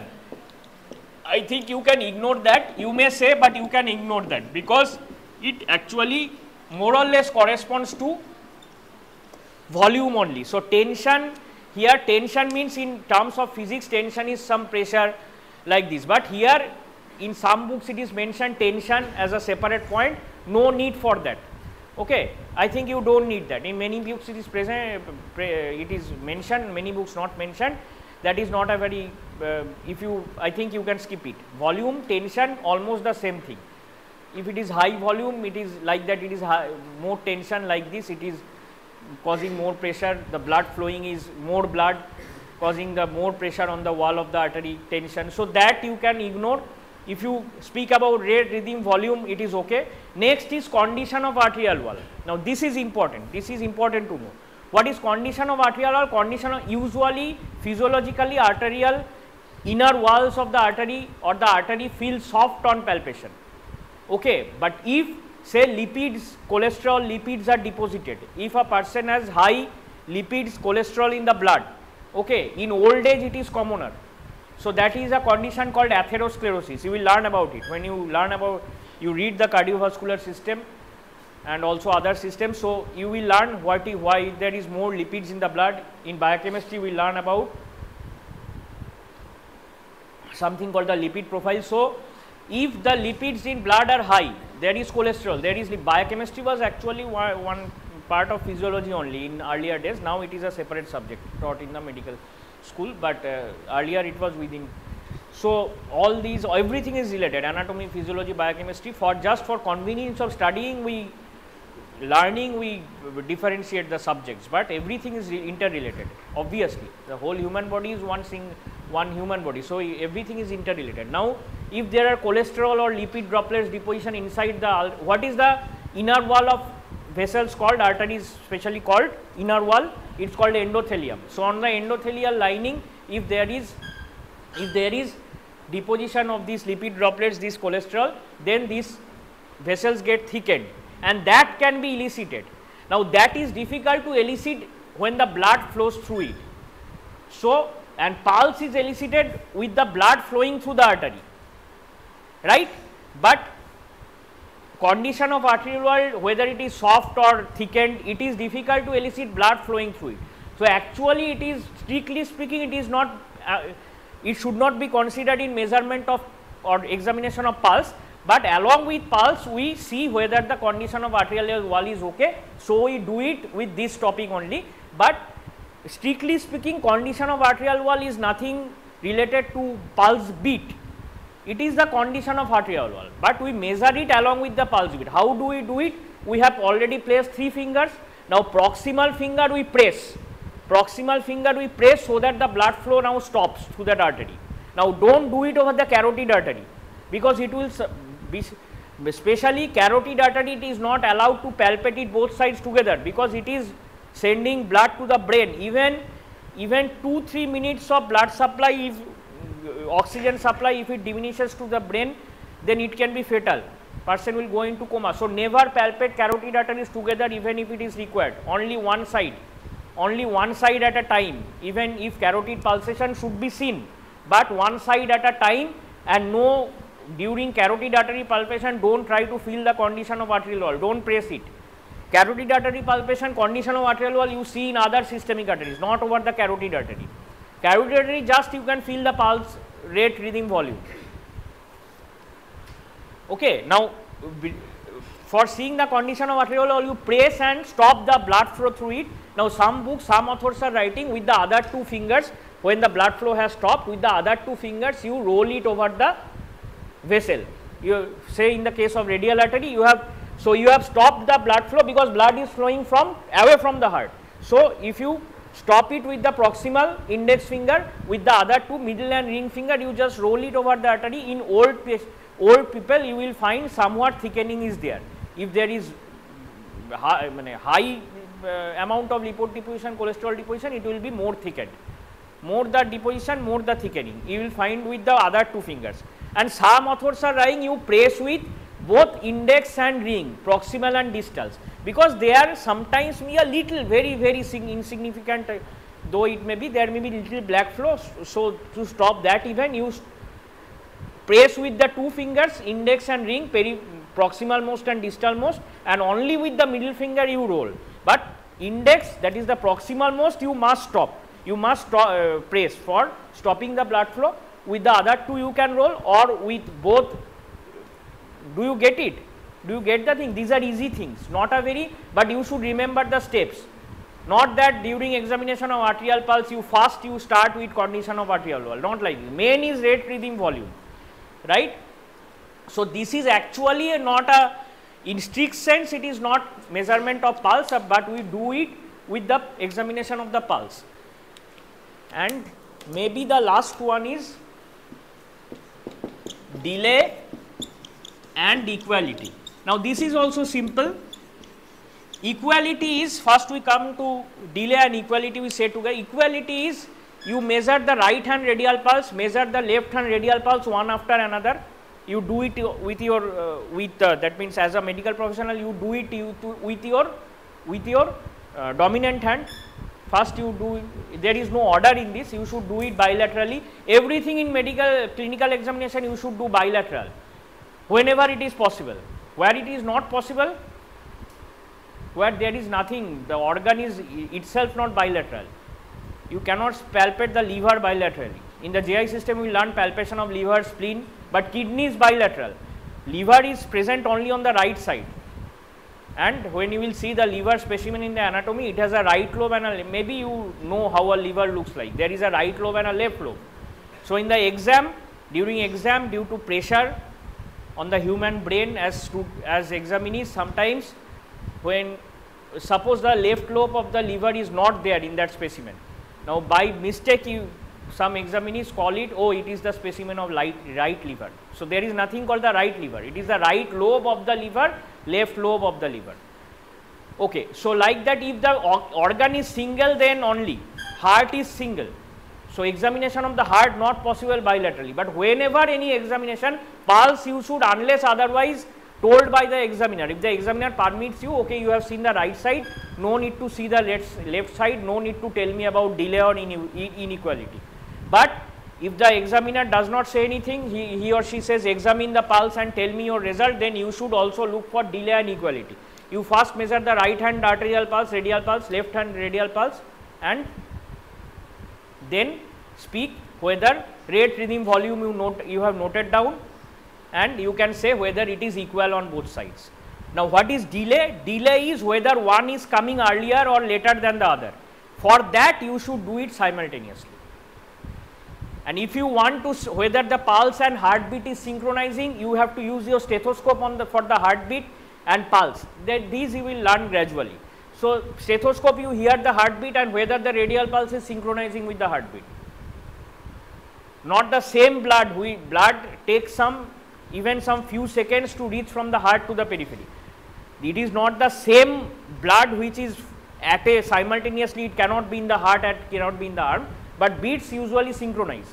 So, for that you need the stethoscope, or you need a partner as a medical professional partner who is seeing the stethoscope and you compare your results. So, but say you simply speaking, for simpler thinking simply at the beginning, as beginners you think you are measuring the delay between two radial pulses. So, you keep your two hands on the two radial pulses of the patient and you can find one is coming after the other or not.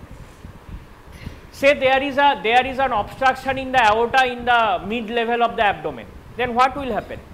You can see with both your hands, you can see the say left radial pulse and left femoral pulse, left femoral artery, which is present in layman's term, it is present in the groin region, the femoral artery.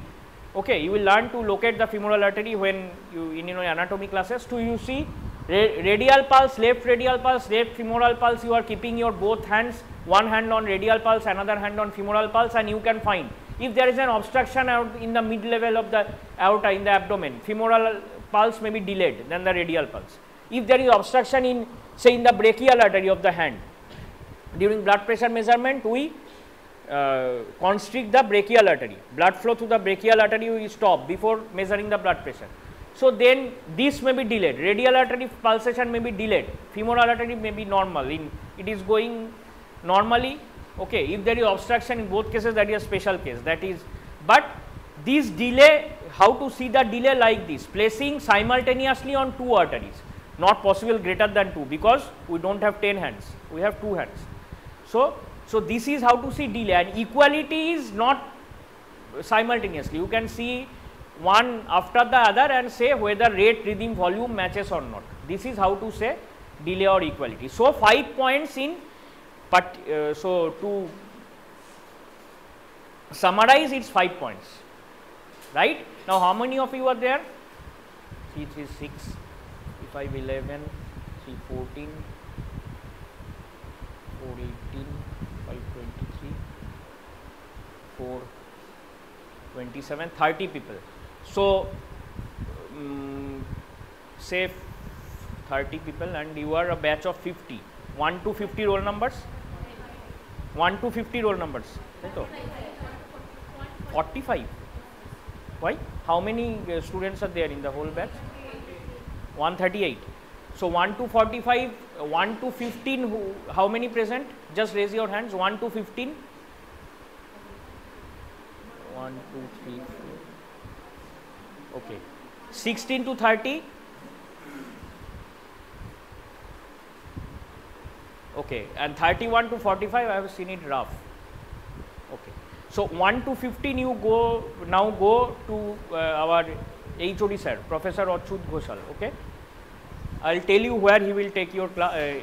These things you will have to practice among yourselves, and a teacher, faculty will guide you. 1 to 15 you go and to our HOD sir, and 16 to 30 you go to Ayon sir, and rest you remain over here.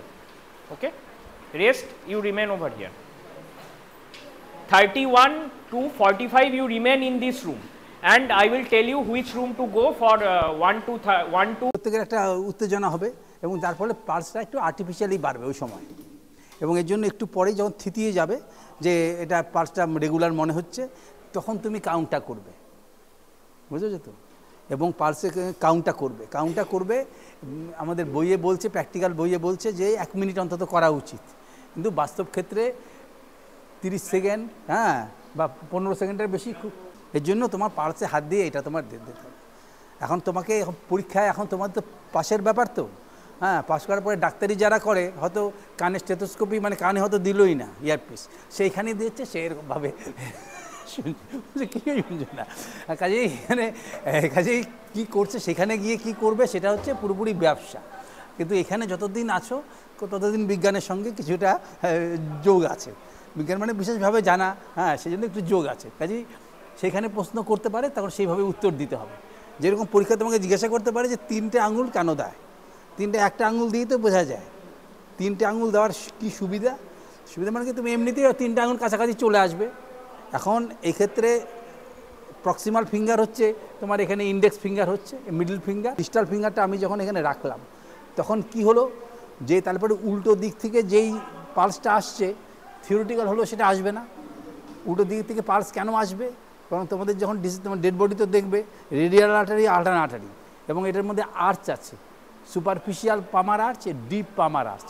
কাজে সেখান দিয়ে তো theoretically অন্তত তোমার একটা সেখান থেকে পালসটা আসতেই পারে ঘুরে, কিন্তু খুবই উইক হয়। তাহলেও তোমার বলতে হবে যেখানেও এখানে আমরা ওই যে পালসটা ঘুরে আসছে সেটা আমি ফিল করছি না, মিডল ফিঙ্গার দিয়ে এটা একটু চাপ দিলে পরে সেটা অবলিটারেটেড হয়ে গেল, সামনের দিক থেকে যেটা আসছে সেটা দিয়ে আসছে। কাজে মিডল ফিঙ্গার দিয়েই আমরা সাধারণত পালসটা দেখি। এখন তারপরে এখন পালসটা দেখতে গিয়ে তারপরে অন্য এই যে প্রক্সিমাল ফিঙ্গারের কী কাজ আছে, তারপরে যে পসের ফিঙ্গার দিয়ে চাপটা দিয়ে আমি বুঝতে পারবো যে কতটা চাপ দিলে সেটাকে অবলিটারেট করা যায়। তারপরে মোটামুটি ব্লাড প্রেশার মানে সিস্টোলিক ব্লাড প্রেশার সম্বন্ধে একটা ধারণা তোমার ডেভেলপ করতে পারে। টেনশন এটা বলা হতো, এখন তো ব্লাড প্রেশার মেজার করা হয়, তাহলেও এটা তোমার একটু জানা থাকা দরকার। আর এটা দিয়ে যখন ব্লাডলেস ফিল্ড করবে তখন সামনে চাপ দিয়ে এটা বন্ধ করে তারপরে তুমি মিডল ফিঙ্গার দিয়ে রোটেট করলে পরে তুমি এটা বুঝতে পারবে যে এখানে মানে কর্ডের মতো থাকবে, কন্ডিশন অফ দি ভেসেল ওয়াল। এখন পালসটা দেখার কি দরকার, এটা যে মোটামুটি একটা সার্কুলেটরি সিস্টেম সম্বন্ধে একটা আইডিয়া হয়। তার মানে পালসের মধ্যে তারপরে কী কী ফিচার মানে কী কী পয়েন্টগুলো দেখতে হয়, সেটা হচ্ছে তোমার রেট রিদিম ভলিউম টেনশন, হ্যাঁ, কন্ডিশন অফ দি ভেসেল ওয়াল, হ্যাঁ, তারপরে যে ক্যারেক্টারটা নর্মাল না কোনো মুখে আছে, তারপরে দু সাইডে কম্পেয়ার করে দেখতে হয়, হ্যাঁ, এই কতগুলো হেডিংয়ের উপরে জিনিসটা এই।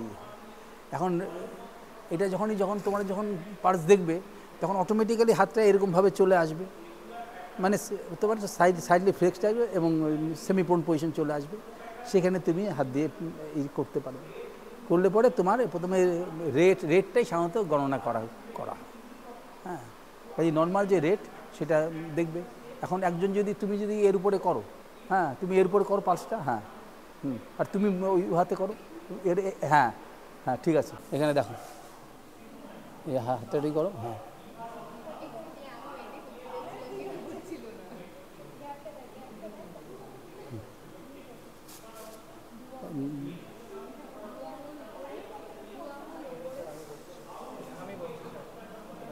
এই তো এখানে দেখো, আমি অসকালটেশনটা করছি, প্যালপেশনটা বুঝতে পেরে গিয়েছি।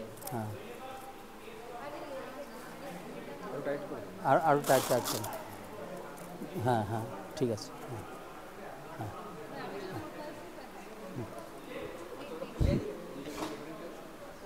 এবার হ্যাঁ, সিস্টোলিক প্রেশার কাকে বলতে পারবে? সিস্টোলিক প্রেশারের ডেফিনিশন কে বলতে পারবে? তোমাদের মধ্যে, হ্যাঁ, ডেফিনিশন কি সিস্টোলিক প্রেশারের?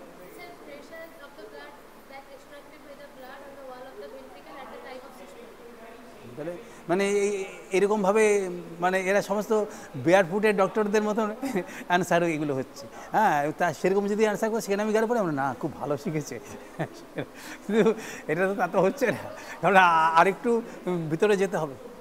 এতজন প্রেশার মাপে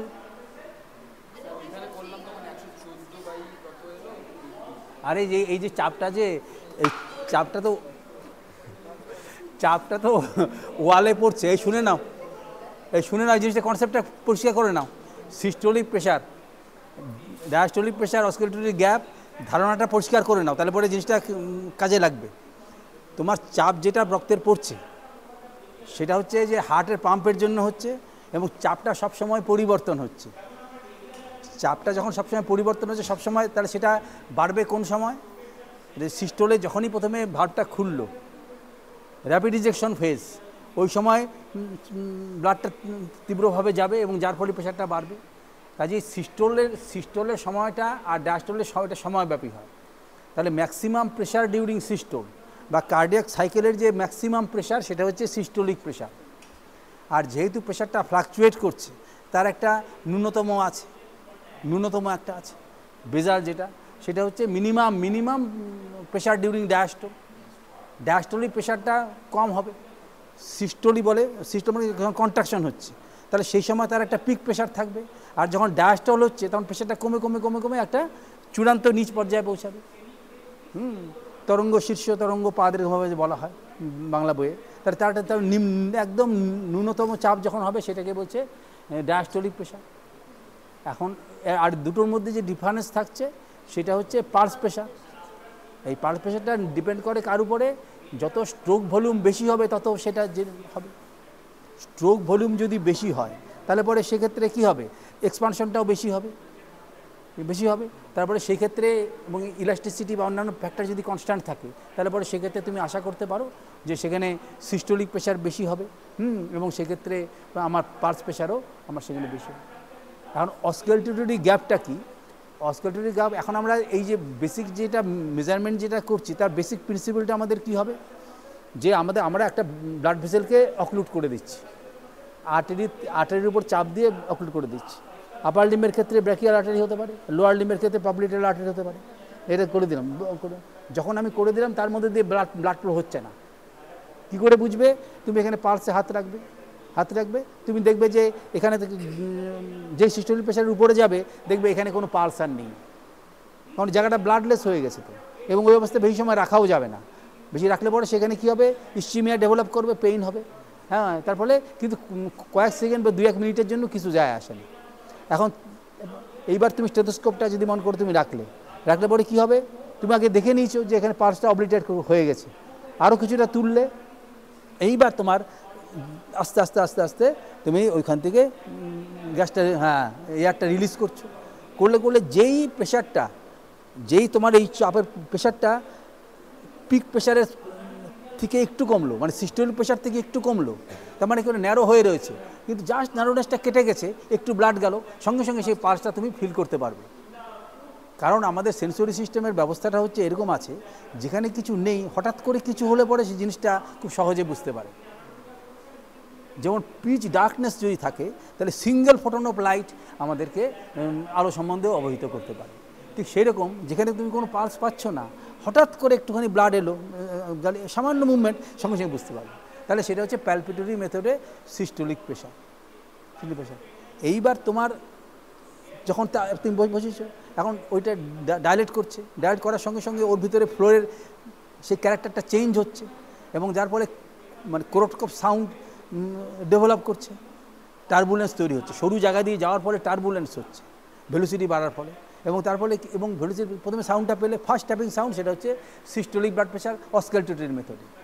এবং এখানে তুমি যেই প্রেশারটা ফিল করছো তার থেকে একটু উপরেই তুমি এটা পাবে, মানে তোমার এই অস্কালটেটরি মেথডে পাবে।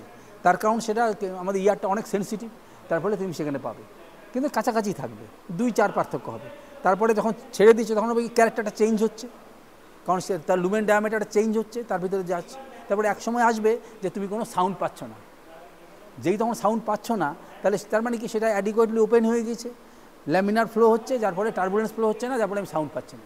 তারপরে সেই নর্মাল ক্ষেত্রে অ্যাপিয়ারেন্স অফ দি সাউন্ডটা হচ্ছে সিস্টোলিক প্রেশার, আর কমপ্লিট ডিসঅ্যাপিয়ারেন্স অফ দি সাউন্ডটা হচ্ছে ডায়াস্টোলিক প্রেশার। কিন্তু কোনো ক্ষেত্রে দেখা গেছে, বিশেষ করে হাইপারটেনসিভ রোগীদের ক্ষেত্রে তাদের হয় কি, সিস্টোলিক প্রেশারের সাউন্ডটা তুমি পেলে, তবে খানিকটা সাউন্ডটা হওয়ার পরে কোটকো সাউন্ডটা ডিসঅ্যাপিয়ার করে যায়। তার মানে সেটা হেমোডাইনামিক্সের উপর নির্ভর করছে কীভাবে সেটা ফ্লো হচ্ছে, সাউন্ডটা পাবে না, আবার খানিকক্ষণ বাদে সাউন্ডটা আবার আসবে, এবং তারপরে সেটা ডিসঅ্যাপিয়ার করে যাবে। এখন তুমি যদি প্যালপিটরি মেথড না করে থাকো,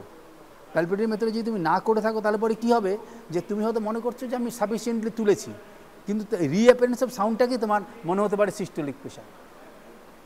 যেমন একজন লোকের তুমি যদি ঠিকমতো মেজার করো, তারপর 210 সিস্টোলিক ছিল, হ্যাঁ, তারপরে 210 থেকে 160 অবধি কোনো সাউন্ড নেই, এটা হচ্ছে অস্কালটেটরি গ্যাপ বলছে, এটা টেম্পোরারি সেজেশন অফ কোরোটকপ সাউন্ড, অস্কালটেটরি গ্যাপ।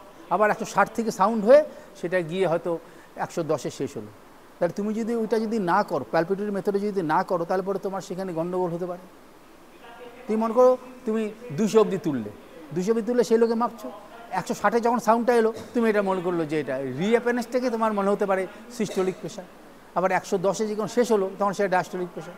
এই জন্য তুমি তখন রিপোর্টটা দেবে 160/100, আর ঠিক করে যে মেজার করবে সে 210/। সেই জন্য প্যালপিটরি মেথডটা করতে হবে। এখন তুমি যদি ভাবো যে আমি প্যালপিটরি মেথড করবো না, একবারই সিস্টোলিক প্রেশার মাপবো, তুমি ভাববে যে আমি প্যালপিটরি মেথড করবো না। যেমন তুমি বললে এর ক্ষেত্রে প্যালপিটরি মেথড মোটামুটি তো হচ্ছে নর্মাল, এখানে সবাই আছে, এতে কিন্তু হাইপারটেনশনের রুগী তো থাকার কথা নয় এখানে। হ্যাঁ, তার ফলে তুমি যেটা করেছো অসুবিধা কিছু নেই। কিন্তু সেক্ষেত্রে আইডিয়ালি কী হবে, তুমি সেখানে পালসে হাত রাখবে, পালসে হাত রাখবে, তুলে যাবে। যখন দেখবে ফিল করতে পারছো না, তুমি আরও তুলবে, আরও 30-40 তুলবে। তারপরে তুমি অসকালটারি মেথডে করে যাও, স্টেথোস্কোপটা এরপর রাখলে, আর্টারি রাখলে, এখানে করে পাম্প করছো, এখানে দেখছো যে না ডিজেপেয়ার করে গেছে, আরও তুললে, তারপরে তুমি নাও, তারপরে তুমি সবটাই বুঝতে পারবে। অথবা তুমি যদি ভাবো যে না আমি কিছুই করবো না, আমি পুরোটা তুলে দেবো, এই যে যন্ত্রে যে ইটা রয়েছে 300 মিলিমিটার আমি পুরোটাই তুলে দেবো, সেক্ষেত্রেও তুমি সেটা ঠিক হবে, তার কোনো অসুবিধা নেই। কারণ মানুষ একটা প্রাণী, তার ক্ষেত্রে 300-র উপরে তো আর হচ্ছে না, কাজে সেই ক্ষেত্রে তুমি সেটা হতে পারে। কিন্তু মোর সায়েন্টিফিক হচ্ছে যে তুমি এখানে পালস হাত রাখলে, তাহলে তুমি 210 যার আছে তার 300 তোলার কোনো দরকার নেই, 300 তুললে কোনো অসুবিধা নেই। কারণ 210 তুললেও তার এই জায়গাটা ব্লাডলেস হয়ে যাচ্ছে, আর 300 তুললেও ব্লাডলেসই হয়ে রয়েছে। তাহলে সেক্ষেত্রে এমন কিছু নয়, হ্যাঁ, মরার উপরে খাড়ার ঘা দিয়ে তো কোনো ক্ষতি নেই, সেরকম সেই ক্ষেত্রে 300 অবধি তুললেও তোমার কোনো অসুবিধা নেই। এই জন্য আমরা যখন আমি একটা কলেজে লেখাপড়া শিখেছিলাম, সেখানে পড়াশোনার অবস্থাটা খুবই খারাপ ছিল। হ্যাঁ, সেই জন্য আমাদের সময় আন্দোলন বা নানা রকম মূর্খামি মিশ্রিত হয়ে সবসময় থাকতো। তারপরে আমাদের কিছুই শেখানো হয়নি, আমাদের এই ফিজিওলজি বা এই সমস্ত কোর্সে প্র্যাকটিক্যালগুলো খুবই নেগলেক্টেড ছিল, বুঝতে পেরেছি। হ্যাঁ, মূর্খদের দেশে এরকম মাঝে মাঝে হয়, লোকের মধ্যে নানা রকম আলোড়ন আসে এবং নানা রকমের আন্দোলন, অর্থহীন আন্দোলন, আর প্রহারটা ঠিকমতো পায় না বলে সেটা আবার বাড়তে থাকে, তো তোষণ করতে থাকে। হ্যাঁ, এই জন্য ঠিকমতো ঠ্যাঙানি দিলে পরে এগুলো কাজ হয়, কিন্তু আমাদের সেখানে কম, যার ফলে মাঝে মাঝে পড়াশোনা এগুলো খুব ডিস্টার্ব হয়। হ্যাঁ, এই জন্য উত্তম মধ্যম প্রহারের প্রয়োজন আছে শিক্ষাটা বা এগুলোকে ঠিক করার জন্য। যাই হোক, তা আমরা যখন গেলাম তখন যারা হাউস স্টাফ ছিল বা যারা ইন্টার্ন ছিল, তারা দেখলো যে এরা তো পাস করে এসছে, কিছুই জানে না। এখন যারা পাস করে এসছে তাদেরও এনার্জি নেই, যে অস্কালটারি গ্যাপ বা এগুলো সম্বন্ধে তাদের স্বচ্ছ ধারণা নেই। হ্যাঁ, সেই জন্য তারা এইটুকু শিখেছিল যে এখানে হাত রাখবি। আমরা যখন গেলাম বলে দেখ তোরা কিছু জানিস না, হ্যাঁ, তোরা স্টেথোস্কোপ দিয়ে আটাইটা দেখে এখানে রাখবি, এখানে হাতটা রাখবি, তুলবি, যখন দেখবি যে একদম চলে গিয়েছে আরও তুলবি, তুলে তারপর মেজার করবি, করে পরে তুমি দেখবি তোর কোনো ভুল হবে না। তার মানে সে যা বলেছিল মানে অর্ধেক অজ্ঞতাবশত ঠিকই বলেছে, কিন্তু বিজ্ঞানসম্মত ব্যাখ্যাটা আমি তোমাদের আজকে করে দিলাম। আমি জানি না তোমরা যদি নিয়ে পারো তাহলে তোমার এই জীবনে আর কোনো ভুল হবে না। এবং এক্সামিনাররা ইউনিভার্সিটি পরীক্ষার সময় এক্সামিনেশন তারা জিজ্ঞাসা করতে পারে যে তুমি যদি একবারে অস্কালটারি মেথড করতে চাও তুমি কী প্রিকশন নেবে। তখন তুমি বলবে যে আমি স্টেথোস্কোপটা আটাইটা বার করে রাখবো এবং আমি পালসটা দেখব, যখন পালস ডিসঅ্যাপিয়ার করে যাবে আরও আমি পড়ে তুলে আমি যখন নিশ্চিত যে না এখানে পালস নেই তখন আমি অস্কালটারি মেথডে করে যাব। সেক্ষেত্রে যদি তার ট্রু সিস্টোলিক প্রেশার তুমি পাবে এবং অস্কালটারি গ্যাপ থাকলে সেটাও তোমার উপলব্ধির মধ্যে আসবে, তারপরে রিঅ্যাপিয়ারেন্স অফ দি সাউন্ড তুমি সমস্ত বুঝতে পারবে। এটা তোমাকে বলতে হবে, বুঝতে পেরেছো? এটা না বলতে পারলে পরে নম্বর কম পাবে। আর প্রত্যেকটা ডেফিনিশন ক্লিয়ার করতে হবে, এটা তোমার দেখতে হবে। এবং তোমার এই যে পালস আমরা যে ডিজিটাল দেখছি, দেখবে বইয়ে দেখবে লেখা আছে DUDGEON, ডাজিয়ন স্ফিগমোমিটার। এটাতে পালস রেকর্ড করা হয়, মেকানিক্যালি রেকর্ড করা হয়, এবং ওই যন্ত্রটা আমাদের সময় করা হতো। ওখানে ওই যন্ত্রটার মধ্যে কিছুই নয়, একটা শুধু তোমার একটা সেন্সর থাকতো, সেন্সর মানে মেকানিক্যাল সেন্সর, সেটা স্প্রিং মুভমেন্টে স্প্রিং অ্যাকশনে সেটা মুভ করতো, এবং একটা তোমার স্ট্রিপ একটা তোমার ভূষাকালি মাখানো তার ভিতর দিয়ে যেটা যেত এবং সেখানে সেটা চালু হলে পরেই সে পালসের সঙ্গে সঙ্গে সে এক একটা করে দেখবে সেই ছবিগুলো বইয়ে দেওয়া আছে, সেখানে এরকমভাবে গিয়ে এরকমভাবে একটা রেকর্ড আসতো এবং সেটাই হচ্ছে পালস। এবং সেই পালসের ভিতরে তোমার ফিচারগুলি থাকতো, দেখবে একটা একটা লিম্ব উঠবে, তারপরে খাঁজ কেটে তারপরে একটা আসছে। তার মানে সেটা হচ্ছে ডাইক্রোটিক নচ। শুরু থেকে ডাইক্রোটিক নচ হচ্ছে সিস্টোলিক প্রেশার, ডাইক্রোটিক নচ থেকে শেষ অবধি হচ্ছে এটা হচ্ছে ডায়াস্টোল। তার মানে পিক প্রেশারটা হচ্ছে সিস্টোলিক প্রেশার, আর ন্যূনতম প্রেশারটা হচ্ছে ডায়াস্টোলিক প্রেশার। তাহলে ওই পালসের অন্য অন্য ক্যারেক্টার থাকলেও সেটা জানা যেত। কাজে এইগুলো একটু পড়তে হবে, এগুলি না পড়লে পরে হবে না। কাজে প্র্যাকটিক্যালের, এটা হচ্ছে প্র্যাকটিক্যালের পার্টটা আমি আলোচনা করে দিলাম, মোটামুটি তোমরা বুঝতে পেরেছো। এইবার প্রেশার যখন মেজার করবে তখন উদ্দেশ্যটা হচ্ছে তোমার যেমন লিম্বের, যার ন্যারো লিম্ব, তাহলে সেই ক্ষেত্রে তুমি এরকমভাবে তোমার উদ্দেশ্যটা থাকবে যে এই যে যেই রেভারোসি যে কাফটার মিডল পার্টটা যেন এর উপর থাকে, মিডিয়ালি থাকে। উদ্দেশ্যটা হচ্ছে আর্টারিটাকে যেন ঠিক মতন সেটা অবলিটেট করতে পারে। হ্যাঁ, করে এখানে একটু গ্যাপ রাখবে দুটো আঙুল, যাতে তোমার স্টেথোস্কোপটা বসাতে সুবিধা হয়, এবং পারলে তুমি আগেই দেখে নেবে যে আর্টারিটা কোন জায়গায় ছিল। হ্যাঁ, না হলে তুমি এটা বেঁধে তারপরে তুমি এটা দেখে নেবে আর্টারিটা, তারপরে এরমভাবে লাগাবে যাতে খুব বেশি লুজ না হয়, খুব টাইটও না হয়। তারপর তুমি প্রেশার মেজার করে যাবে, কিছু অসুবিধা হয় না। কিন্তু পরীক্ষা হলে যখন পড়বে, প্রথমে প্যালপেটরি মেথড করবে, প্রথমে প্যালপেটরি মেথড রুটিনলি করবে। তারপর তোমাকে যদি জিজ্ঞাসা করে যে প্যালপেটরি মেথড করা ছাড়া একবারে যদি দেখতে যাও, তখন তুমি ওই কথাটা ব্যাখ্যা করবে। এই হচ্ছে তোমার ব্যাপার। নর্মাল প্রেশার কত হয় একটু আধটু মুখস্থ রাখতে হবে। হাইপার টেনশনের সম্বন্ধে এগুলো ডেফিনিশনগুলো, এগুলো থিওরি ব্যাপার, প্র্যাকটিক্যাল বইয়ে দেওয়া আছে। আর পালস নানা রকমের আছে, পালসের ক্যারেক্টার নানা রকমের পালস আছে, water hammer pulse, pulsus paradoxus বা এইগুলোর কজেশন বা এইগুলো, সেগুলো পরে হয়তো আমরা আলোচনা করা যাবে। আজকে তোমাদের সময় শেষ হয়ে গেছে। তাহলে তোমরা এখন বিদায় নাও, তোমাদের attendance of the clavipectoral fascia. Okay. Now the name, the clavi means clavicle, and pectoral means any pectoral. Sorry, obstruct korbe na. The pectoral means the chest. In the chest, you know, there are some muscles like pectoralis major, and underneath the pectoralis major there is another muscle which is the pectoralis minor. We know the pectoralis major takes its origin from the clavicle as well as from the sternum, from the second to sixth costal cartilages, and this muscle actually get inserted over the bicipital lateral lip of the bicipital groove. So it's a triangular in shape, okay, and taking origin from here, from the whole of the sternum, even from the GP sternal junction. Again I am repeating, from the second, third, fourth, fifth, sixth costal cartilages, okay, and ultimately it is inserted over the lateral lip of the bicipital groove or intertubercular sulcus. Intertubercular sulcus, greater tubercle and lesser tubercle. There is a sulcus which is called the intertubercular sulcus. So it is the lateral lip.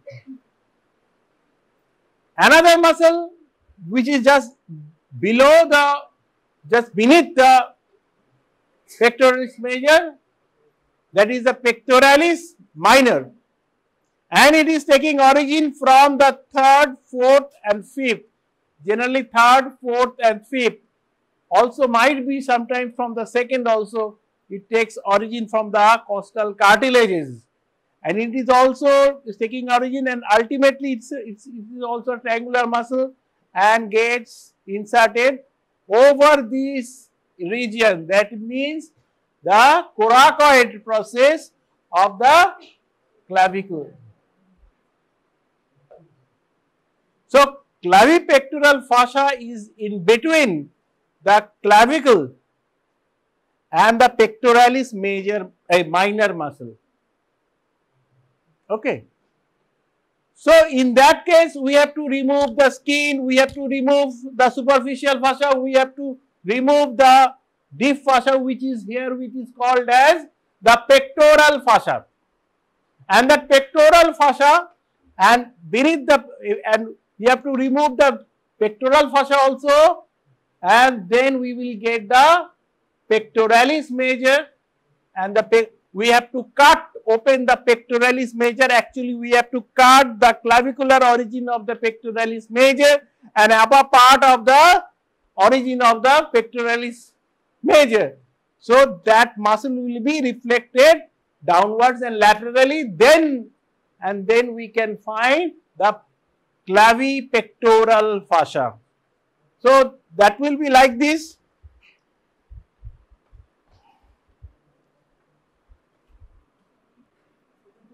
This is the, suppose this is the sternum, okay.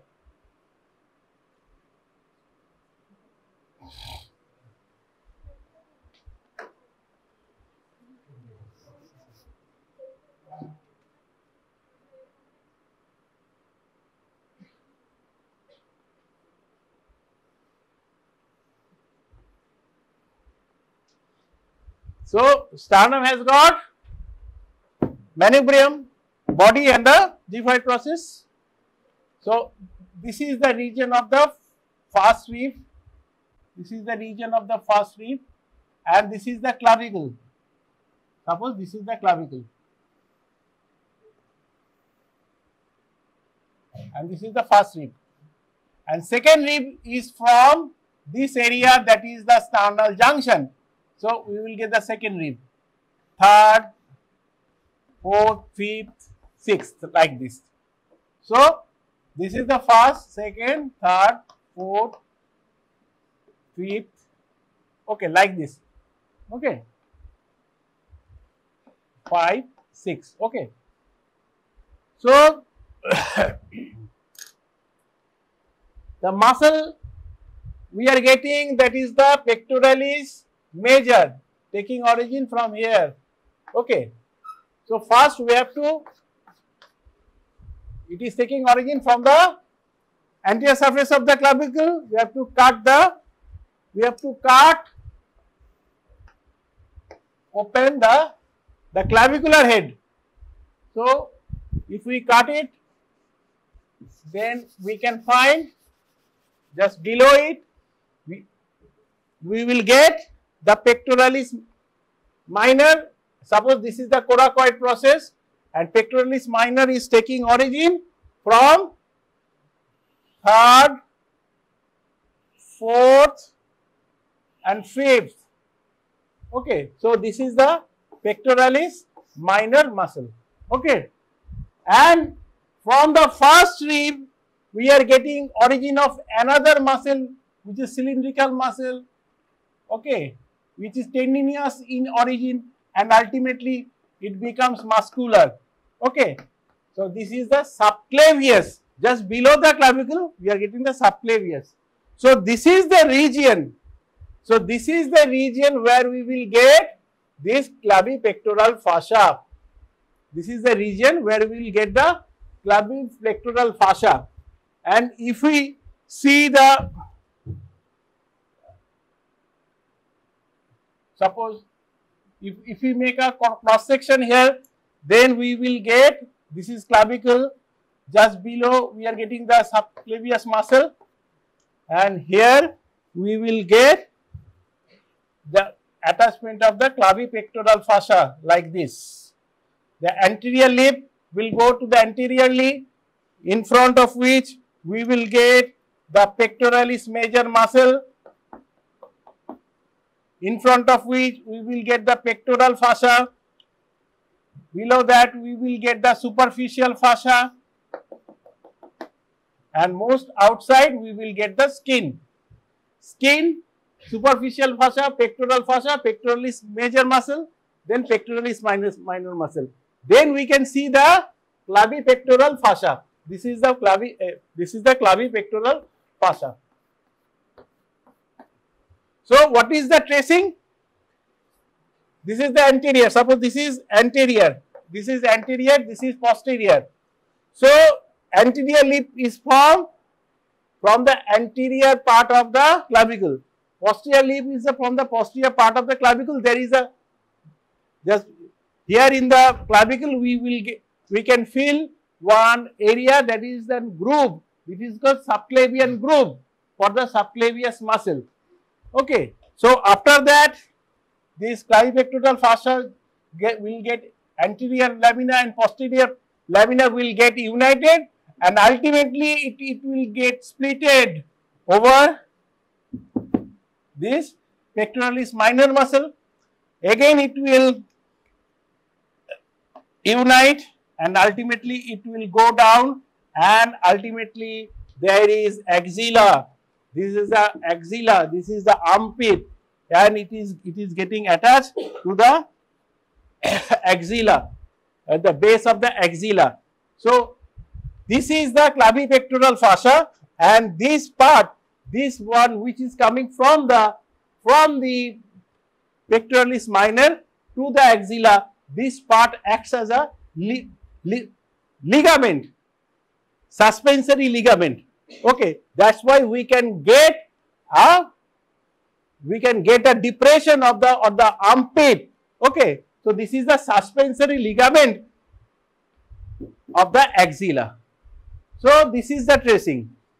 First, so anterior lip is attached to the anterior part of the subclavian groove, posterior lip is attached to the posterior part of the subclavian groove, and they unite, and here we are getting the subclavius muscle here, and then ultimately again it splits, and here we are getting the pectoralis minor muscle, and again unites to form the suspensory ligament of the axilla, and it's continued up to the axilla, the base of the axilla. Okay. So what are the structures? There are some structures which are being pierced by this,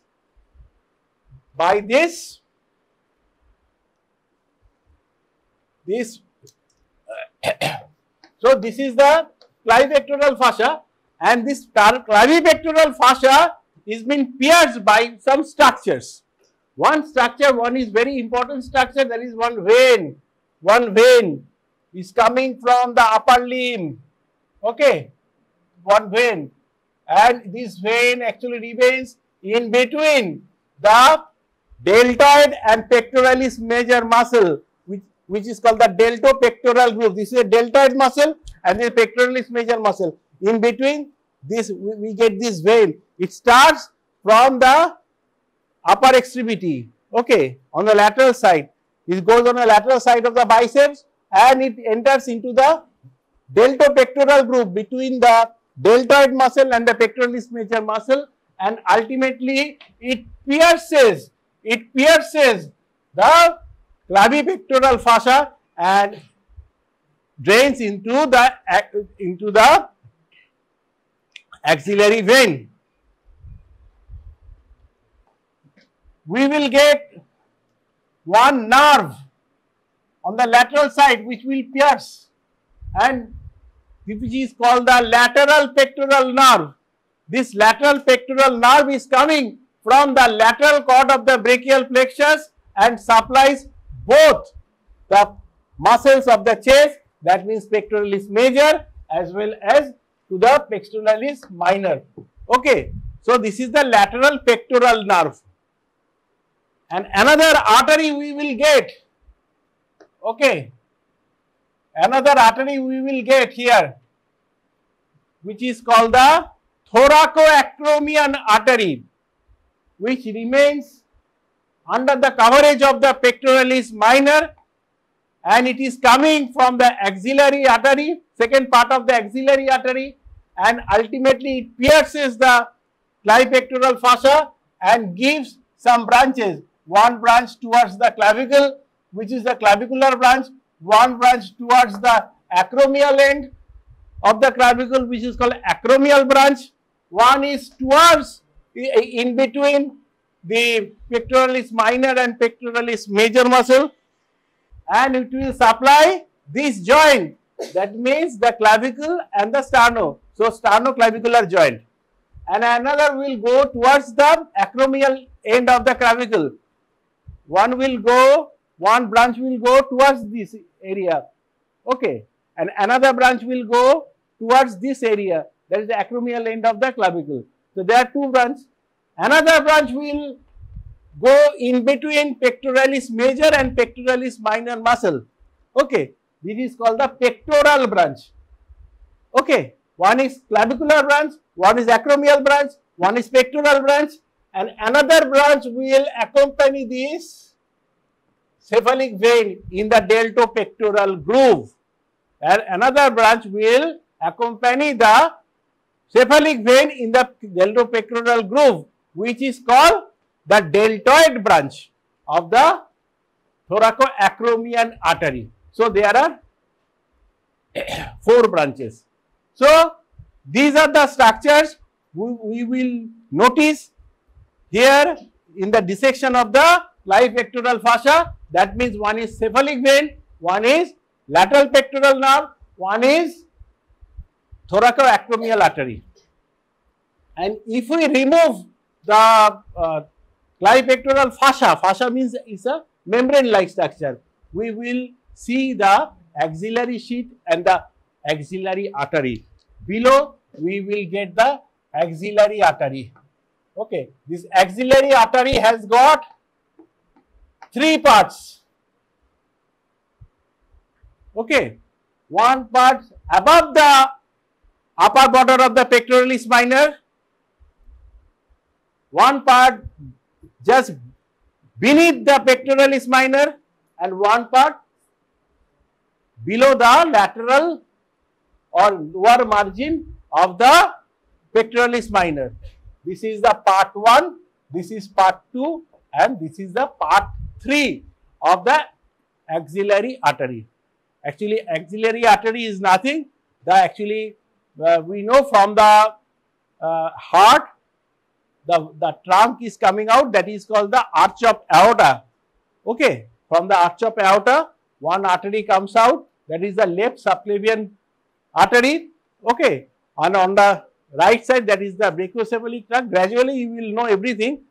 So on the right side we will get the right subclavian artery, on the left side is the left subclavian artery. When subclavian artery will cross, just remember, when that subclavian artery will cross, coming out from here, when one is on the left side, one is on the right side. So when it crosses the outer border of the first rib, it becomes the axillary artery, and it comes down through this area, through the axilla. Okay, so that is the axillary artery. When it is called the same artery is called the axillary artery, and when it crosses the lower border of one muscle, this is the teres major muscle, it is called the same artery is called the brachial artery. So first is the subclavian artery. The same artery, when crosses the outer border of the first rib, it is called the axillary artery. When it crosses one muscle, that is the teres major muscle, that becomes the brachial artery. Okay, and ultimately this brachial artery will divide into radial and ulnar artery. So from the first part of the axillary artery, we will get one branch. Remember, there are 3 parts. From the first part, 1 branch. From the second part, 2 branches. From the third branch, 3 branches. From the first part, that is the superior thoracic artery. From the second part, there is this artery will come out, that is the thoracoacromial artery, and also the lateral thoracic artery. And from the third part, there are 3 branches. One is anterior humeral circumflex, one is posterior humeral circumflex, and one will go towards the this is the subscapular area. This is a subscapular artery. Okay. So অনেক কিছু বলা হলো, just remember, lymph pectoral fascia is the fascia which extends from the clavicle up to the pectoralis minor muscle, and then it is continued as a suspensory ligament of the axilla. Okay, the structures which are piercing this lymph pectoral fascia, number 1 is cephalic vein, number 2 thoracoacromial artery, and third is lateral pectoral nerve, and medial pectoral nerve actually it comes out piercing the pectoralis minor muscle. Okay. So, and that medial pectoral is not piercing the clavipectoral fascia. Actually, it is medial pectoral nerve is a branch from the medial cord of the brachial plexus. Gradually, you will know what is brachial plexus. It is coming from the lateral cord. This is coming from the medial cord. The lateral pectoral is coming from the lateral cord, and medial pectoral is coming from the medial cord of the brachial plexus, and it pierces the pectoralis minor muscle, and ultimately it supplies the pectoralis major muscle. So this is not included with, this is not piercing the clavipectoral fascia.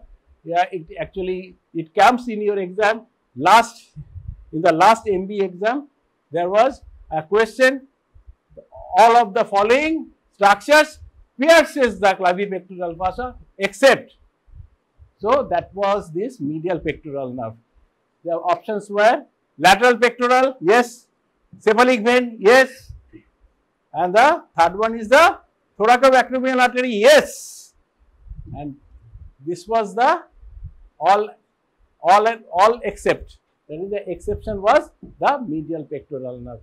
So how we will dissect?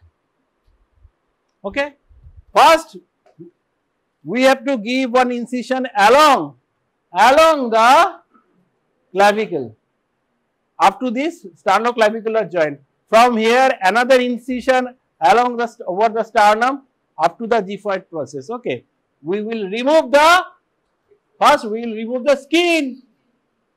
প্রথমে pectoralis major পাবে না, তুমি পেয়ে যাবে এখানে বাইরে কি pectoralis major তোমরা দেখতে পেয়েছো? তোমার কি বাইরে বার করে থাকে? তোমার থাকে না, তো স্কিনই থাকে। So that is the skin. If we remove the skin, there we will get a fascia, the membrane like structure. This is the superficial fascia. Okay, so the superficial fascia will be also incised in the same manner, and it will be reflected downwards and laterally. Okay, then we will get the deep fascia, which is called the pectoral fascia, which is present over the pectoralis major muscle. We will remove it like that, same in the same fashion. Then we will get the pectoralis major muscle, and we have to cut open the clavicular origin and also upper part of the sternal origin, and we will reflect it downwards and laterally. Then we can find the structures, all these structures, that is pectoralis major and the clavipectoral fascia as well as these structures. তো কারা কারা করতে চাও dissection একসাথে? একসাথে তো অতজন করতে পারবে না। হ্যাঁ, রোল নাম্বার হয়েছে এখনো? আচ্ছা, এটা কি আমারই ব্যাচ না ওই দিককার ব্যাচ?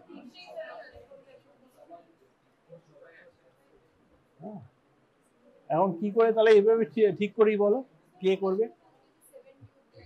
আচ্ছা, অলরেডি একটা ডিসেক্টেড বডি ওই দিকেরটা আছে, তোমরা ওই দিকটাতে যাও, আর এই দিকটাতে সুব্রময় স্যার আসবেন তোমাদের এদিকে ডিসেকশনটা দেখাতে। ঠিক আছে, চলো ওইদিকে চলো।